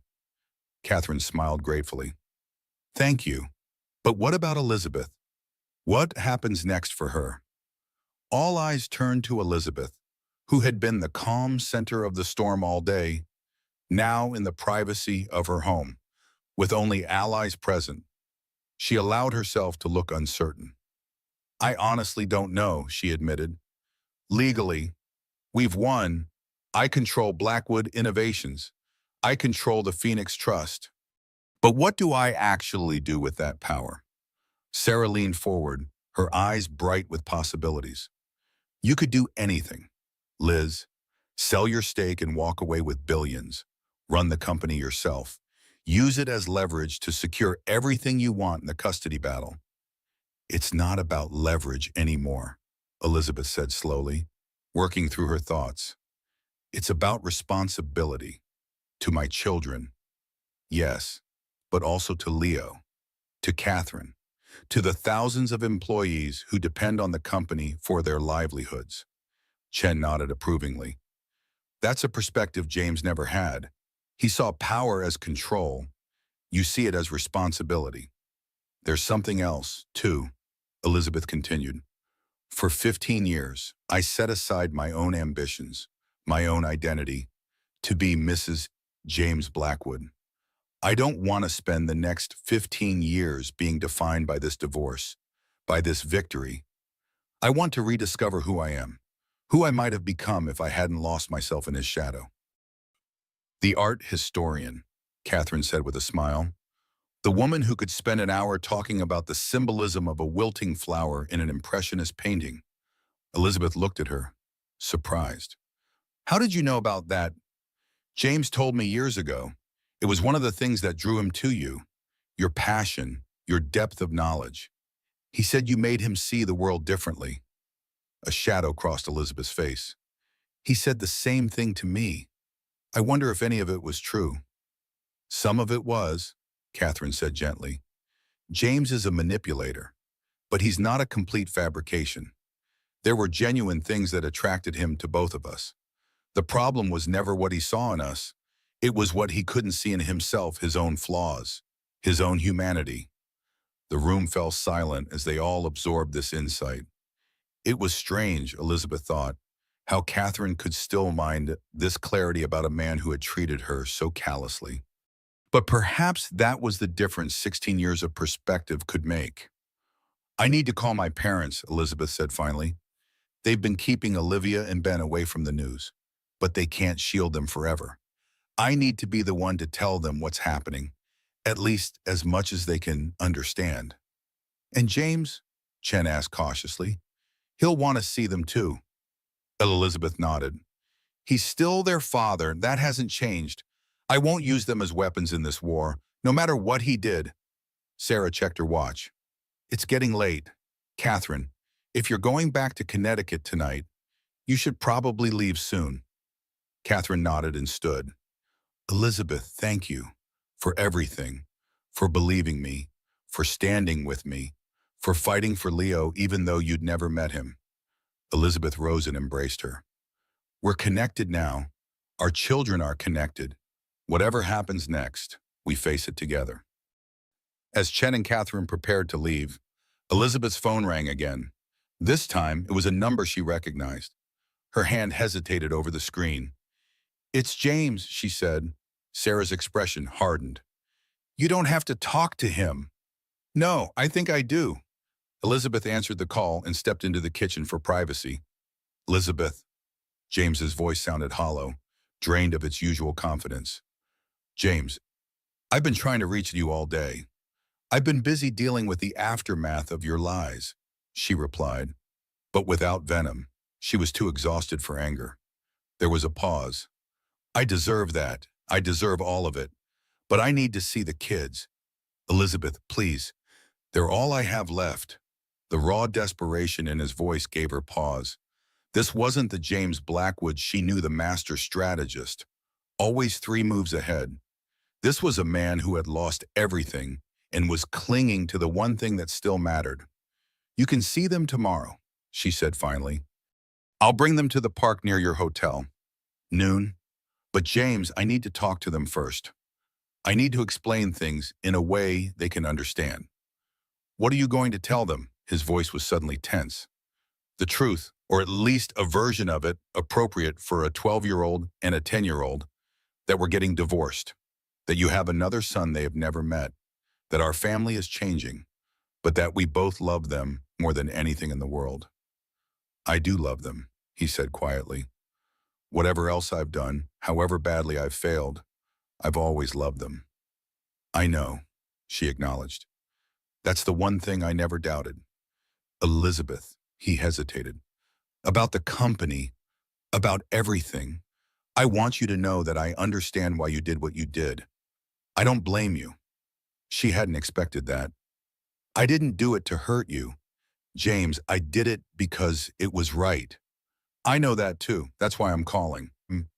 To tell you that I won't fight the custody arrangement you propose. Whatever it is, I won't drag this out in court. I won't use the children as pawns.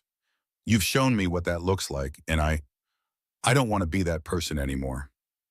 Elizabeth felt a complicated wave of emotions: surprise, relief, and a strange, unexpected pang of something like grief for the man she had once loved, the man who might finally be glimpsing his own flaws. Thank you, she said simply. Tomorrow at noon, then? Tomorrow at noon, he confirmed, and hung up. Elizabeth stood in the kitchen for a long moment, the phone still in her hand. It felt like the closing of a chapter, the final page of a story that had consumed 15 years of her life. But it was also the opening of something new, something yet unwritten. She returned to the living room to find Sarah alone, Chen and Catherine having departed. Everything okay? Sarah asked, concern evident in her voice. Yes, Elizabeth said, and was surprised to find she meant it. I think it might be. Actually. The next few weeks unfolded with dizzying speed. Elizabeth moved back into the Central Park West apartment that had been the family home, while James relocated to a hotel and then to a penthouse in Tribeca. The children, after the initial shock and confusion, adapted with the resilience that seemed unique to the young. They had questions, of course, endless questions that Elizabeth answered as honestly as she could, always emphasizing that both their parents loved them, that the divorce wasn't their fault, that they would still be a family, just a different kind. The revelation about Leo had been the hardest for them to process. Olivia, at 12, had grasped the implications more fully than her younger brother. "So we have a brother we've never met?" she had asked, her eyes wide with a mixture of fascination and hurt. "A brother Dad has been hiding." "Yes," Elizabeth had said simply. "His name is Leo, and he's 16. He only just found out about your dad, too. This is all new for him as well." "Does he look like us?" Ben had wondered. "A little. He has your dad's eyes." "Can we meet him?" This from Olivia, always the more direct of the two. Elizabeth had been prepared for many reactions, but not for this immediate curiosity, this openness.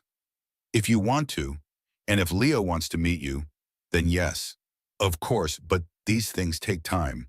Everyone needs to adjust first." On the business front, Elizabeth had moved with deliberate caution. She had appointed an interim CEO for Blackwood Innovations, a respected industry veteran with no ties to James. While she assessed her options, the IPO had been postponed, but not canceled, a decision that had initially sent the markets into a brief panic before stabilizing.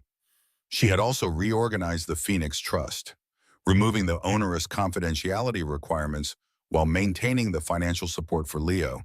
Catherine had been correct. It wasn't about the money. It was about recognition, about identity, about a young man's right to know his own history. And then there was Elizabeth herself. In the quiet moments between legal meetings and parenting discussions, she had begun to rediscover her own interests. She visited galleries again, reconnected with former colleagues from her academic days, even dusted off the unfinished dissertation she had abandoned when she married James.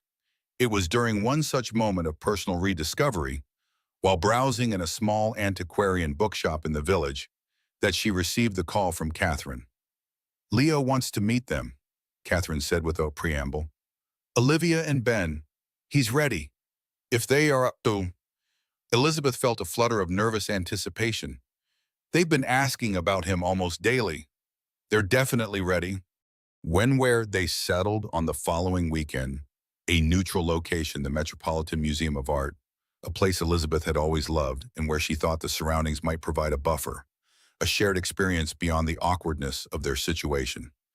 "Elizabeth," Catherine added before hanging up, "he wants to meet you too, properly. He has questions, of course, but mostly I think he just wants to know the woman who fought so hard for him without ever having met him." "I'll be there," Elizabeth promised. "We all will." The Metropolitan Museum of Art on a Saturday morning was bustling with tourists and art enthusiasts. Elizabeth had chosen a specific meeting point, the American Wing, near the famous Tiffany glass windows, where the light created a cathedral-like atmosphere of calm and beauty. She arrived with Olivia and Ben 20 minutes early, partly to give them time to settle their nerves, partly because her own anxiety had made it impossible to sit still at home. The children were unusually quiet, both dressed in their weekend best, an unspoken recognition of the importance of this meeting. "What if he doesn't like us?" Ben whispered, his small hand tight in Elizabeth's. "He will," she assured him, though she had no way of knowing. "You're pretty likable kids." Olivia, more concerned with appearances than feelings, was fussing with her hair. "Do I look okay? Not like I'm trying too hard?" Elizabeth smiled. "You look beautiful, Liv. Just be yourself." And then they were there, Catherine and a tall, lanky teenager with dark hair and James's unmistakable blue eyes. Leo Blackwood. No, Elizabeth corrected herself mentally. Leo Powell. At least for now. The introduction was awkward, as first meetings often are. Hands were shaken, nervous smiles exchanged. But then Ben, with the directness of a 10-year-old, broke the ice. "Do you like Minecraft?" he asked Leo. A tentative smile spread across the older boy's face. "Yeah, I do. I've been playing since the beta version." "Me too," Ben exclaimed. though Elizabeth was fairly certain he had no idea what a beta version was. I built this massive underground city with lava moats and everything. That sounds cool, Leo said, and his smile reached his eyes this time. I could show you some of my builds sometime, if you want. And just like that, a connection was formed. As they walked through the museum, the initial awkwardness gradually melted away. Olivia, recovering from her shyness, peppered Leo with questions about high school, about his friends, about what movies he liked. Leo, for his part, seemed both bewildered and pleased by the attention of these two children who were, by blood if not by experience, his siblings. Elizabeth and Catherine followed a few steps behind, giving the children space to form their own bonds. He was so nervous, Catherine confided. He changed his outfit 3 times this morning. Elizabeth laughed softly. Olivia did the same. They're more alike than they know. They paused in front of a painting, a family portrait from the 19th century, parents and children arranged in formal poses, their faces solemn and dignified. Families were different then, Catherine observed. More rigid, more defined. And yet, I bet they still had their secrets, Elizabeth mused. Their hidden stories, their unspoken truths. Catherine nodded. Maybe that's what families really are, not the perfect portraits we present to the world, but the messy, complicated truths we navigate together.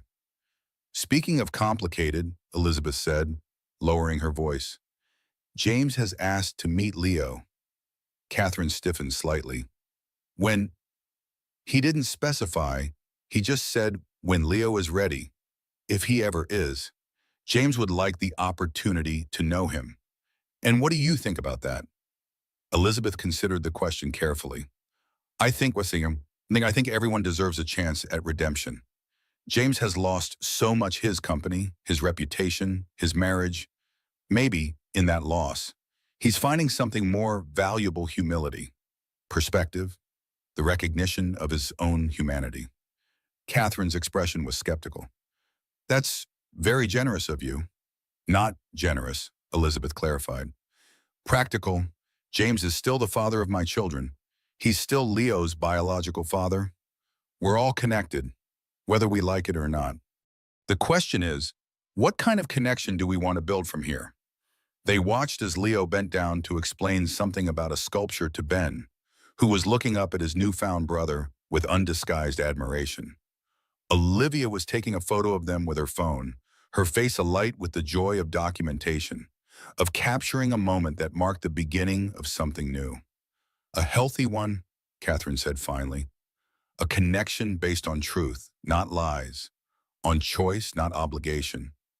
She took a deep breath. If Leo wants to meet James, I won't stand in the way, but it will be his decision, on his terms. Of course, Elizabeth agreed, always his decision. As they continued through the museum, Elizabeth felt a sense of peace settling over her. The journey from that courtroom moment, the moment she had pulled out the prenuptial agreement that would change everything, to here had been arduous, painful, transformative. But standing here now, watching her children forge a bond with their half-brother, she knew with certainty that it had been worth it. The truth, no matter how difficult, was always worth it. 3 months later, on a crisp autumn day, Elizabeth found herself back in the familiar corridors of the New York County Supreme Court. This time, however, she wasn't there for battle, but for resolution. The final divorce decree was being issued, the last legal formality in the dissolution of her marriage to James Blackwood. The settlement, in the end, had been remarkably straightforward. James had kept his word, not contesting the custody arrangement that gave Elizabeth primary physical custody while allowing him generous visitation rights. The financial aspects had been complex but ultimately fair, with Elizabeth retaining her controlling interest in Blackwood Innovations while James maintained leadership of the global conglomerate he had built around it. They would be business partners of a sort, a relationship that would require ongoing communication and cooperation. As she sat in the courtroom waiting for the proceedings to begin, Elizabeth was surprised to feel not triumph or vindication, but a quiet sense of closure. The anger that had fueled her during the heated days of the divorce had faded, replaced by a measured determination to move forward with dignity and purpose. James entered the courtroom alone, without the usual entourage of lawyers and assistants. He looked different, thinner, perhaps, but also somehow more substantial, as if the loss of his external trappings had revealed a more authentic version of himself. He caught her eye and nodded, a simple acknowledgement of their shared history and the civil future they were attempting to build. He took a seat across the aisle, maintaining a respectful distance. Elizabeth noticed he was holding a small, wrapped package. Her curiosity must have been evident, because he stood and approached her, stopping a few feet away.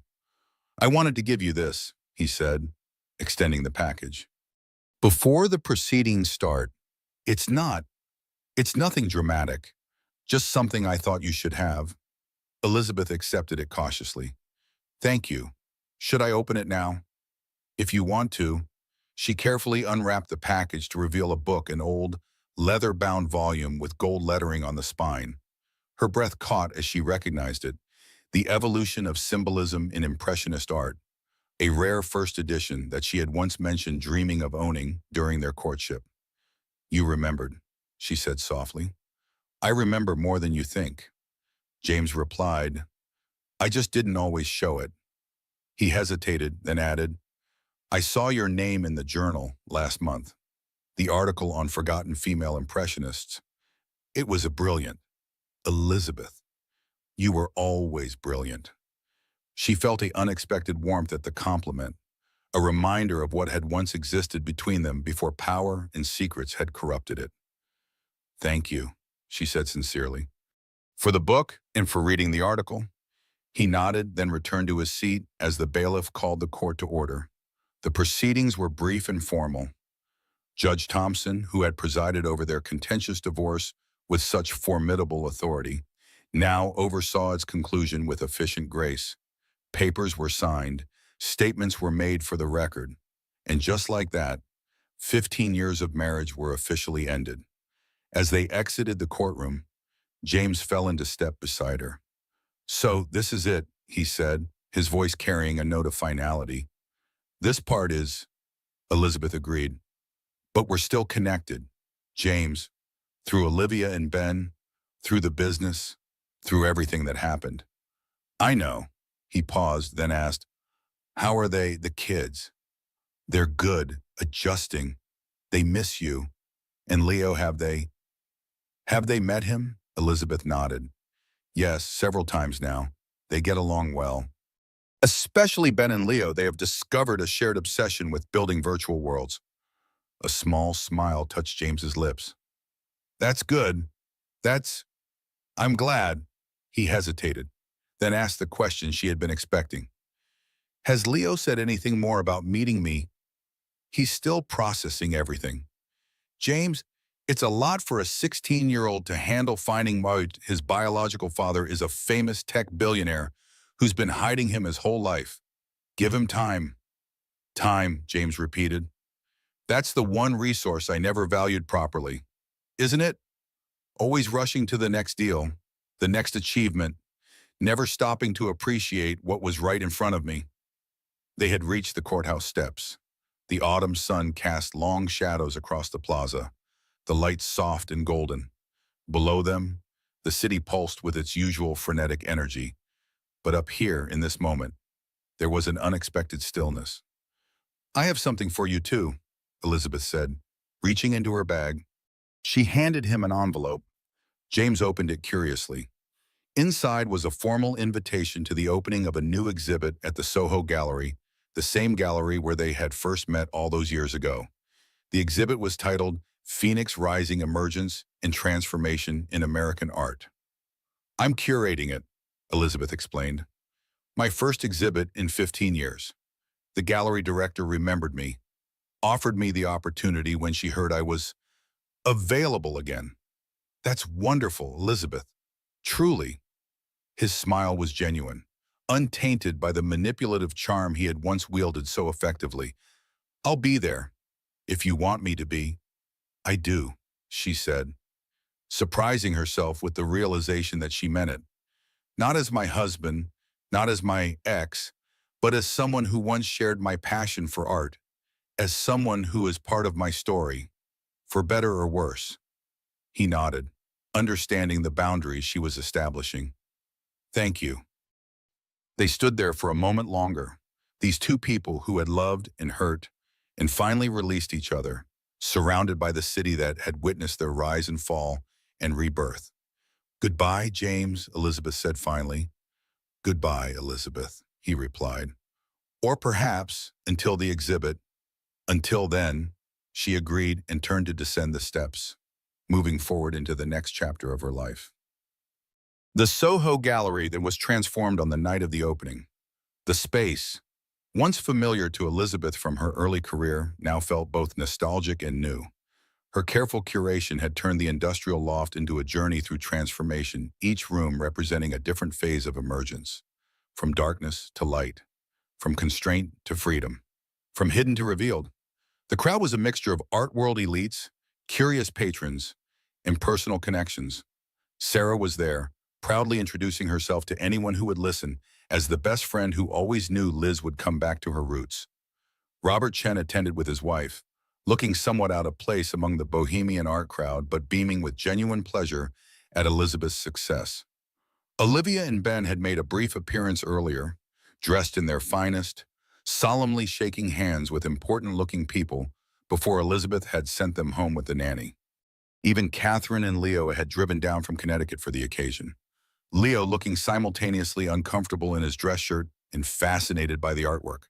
Elizabeth moved through the space with a confidence she had nearly forgotten she possessed. This was her world, her expertise, her passion brought to life. The reviews had already started coming in, Morgan's triumphant return to the art world. One critic had written, brings a fresh perspective on transformation that feels both timely and timeless. Morgan, her maiden name, reclaimed, not a rejection of her past, but an embrace of her future. She was discussing the symbolism in a particularly striking piece with a collector when she felt a presence at her shoulder.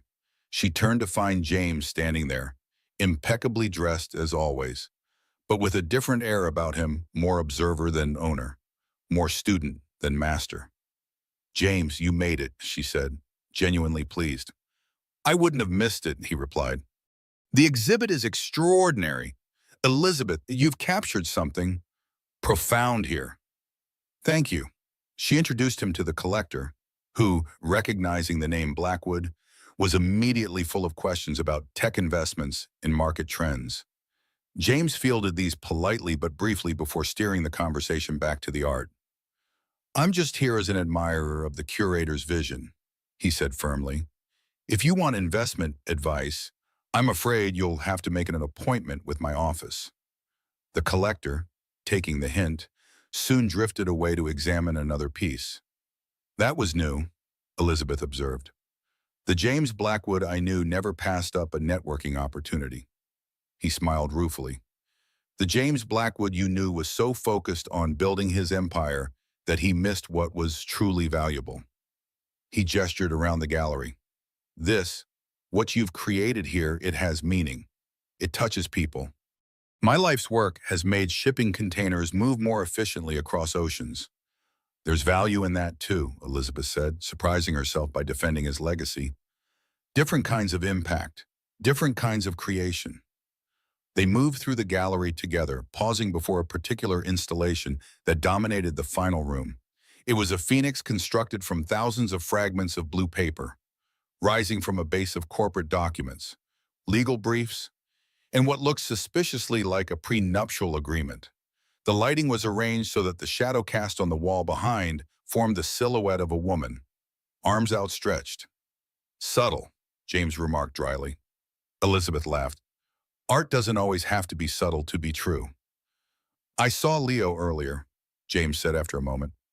From across the room, he's grown so much since the only photo I had of him as a baby. He's a remarkable young man, Elizabeth said. Smart, thoughtful, resilient. Catherine has done an incredible job raising him. Has he said anything about meeting me? Elizabeth hesitated, then decided on honesty. He asked about you tonight, actually, about whether you were coming. I think he's curious, James. Not ready for a big emotional reunion, but curious. Hope flickered across James's face. That's, that's more than I deserve. Maybe, Elizabeth agreed, but it's a start, a small ember that could grow, with time and care. They stood in comfortable silence, contemplating the Phoenix installation. Around them, the gallery hummed with conversation and life, with connections being formed and ideas being exchanged. I never apologized properly, James said suddenly. For everything, not just the lies, but for how I treated you. For taking that brilliant, passionate woman I met here all those years ago and trying to turn her into an accessory to my success. Elizabeth felt a tightness in her chest, a complex mix of old pain and new understanding. I let you do it. James, that's on me. But I found her again. That woman. She was there all along, just waiting. She was, he agreed softly. I see her now. A movement across the room caught Elizabeth's attention. Catherine was approaching, Leo slightly behind her, his expression a mixture of curiosity and apprehension.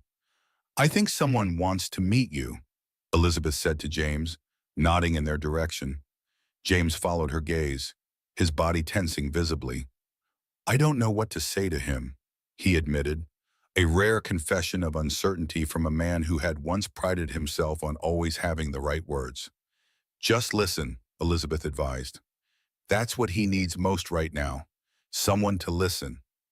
As Catherine and Leo reached them, Elizabeth made the introductions with simple dignity. James, this is Leo. Leo, this is James. Father and son regarded each other with the cautious assessment of strangers who see themselves reflected in the other's features. Leo, to his credit, extended his hand first.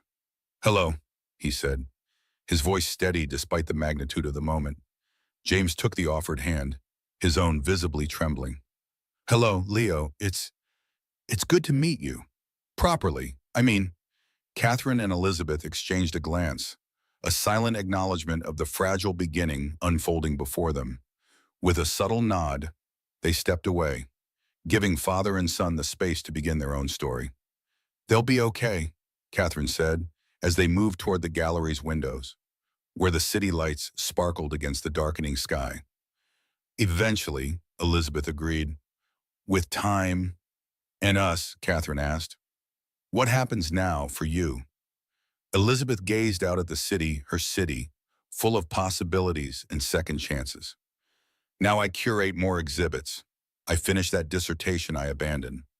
I raise my children. I build something new from the fragments of what was broken.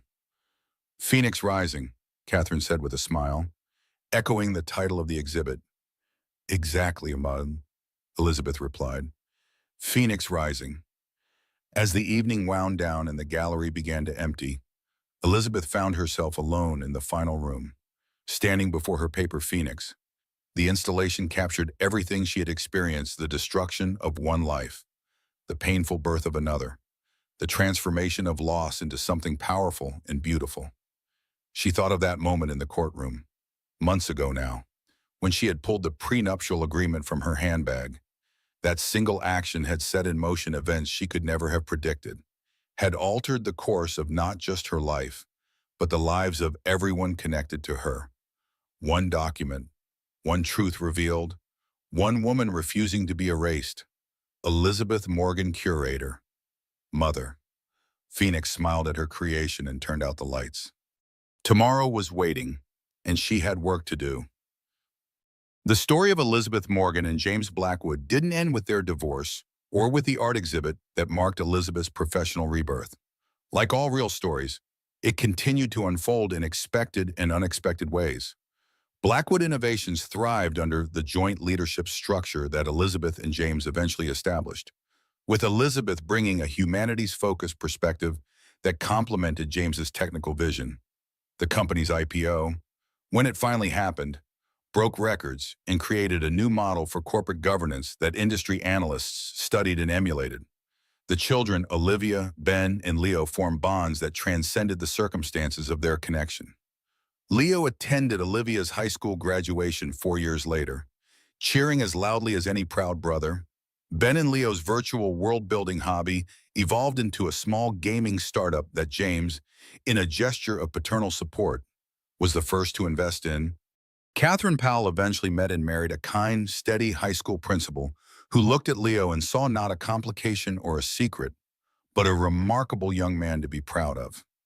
James attended their wedding, sitting quietly in the back, a witness to the happiness of a woman he had once tried to hide away. And Elizabeth completed her dissertation, earning her PhD in art history at the age of 46. She became a respected curator and scholar, known for exhibits that challenged conventional narratives and revealed hidden stories. She dated occasionally but never remarried, finding fulfillment in her work, her children, and the complex, hard-won freedom she had carved out for herself. The prenuptial agreement that had changed everything was eventually donated to a legal museum, a testament to the power of words and the importance of truth. Elizabeth insisted that Catherine's name be listed as co-donor, a public acknowledgement of their shared journey. The press eventually lost interest in the scandal, moving on to newer, fresher dramas. But in certain circles in courtrooms and boardrooms, in art galleries and family courts, the story of Elizabeth Morgan was told and retold, a modern fable about a woman who had refused to disappear, who had turned a legal document into a declaration of independence. In the end, it wasn't about the money or the company or even the betrayal. It was about a woman who had found her voice when it mattered most, who had spoken not just for herself but for everyone who had ever been silenced by power, by fear, by the belief that some truths are better left buried. Elizabeth Morgan had proven otherwise. She had shown that the truth, no matter how painful, was always worth fighting for, that the most valuable asset in any relationship wasn't wealth or status, but honesty. That sometimes the most powerful words weren't spoken in grand speeches or written in corporate manifestos, but recorded in the quiet promises we make to each other and to ourselves. Promises that, when broken, can shatter a world, and when kept, can build a new one from the ashes of the old. Phoenix rising, indeed.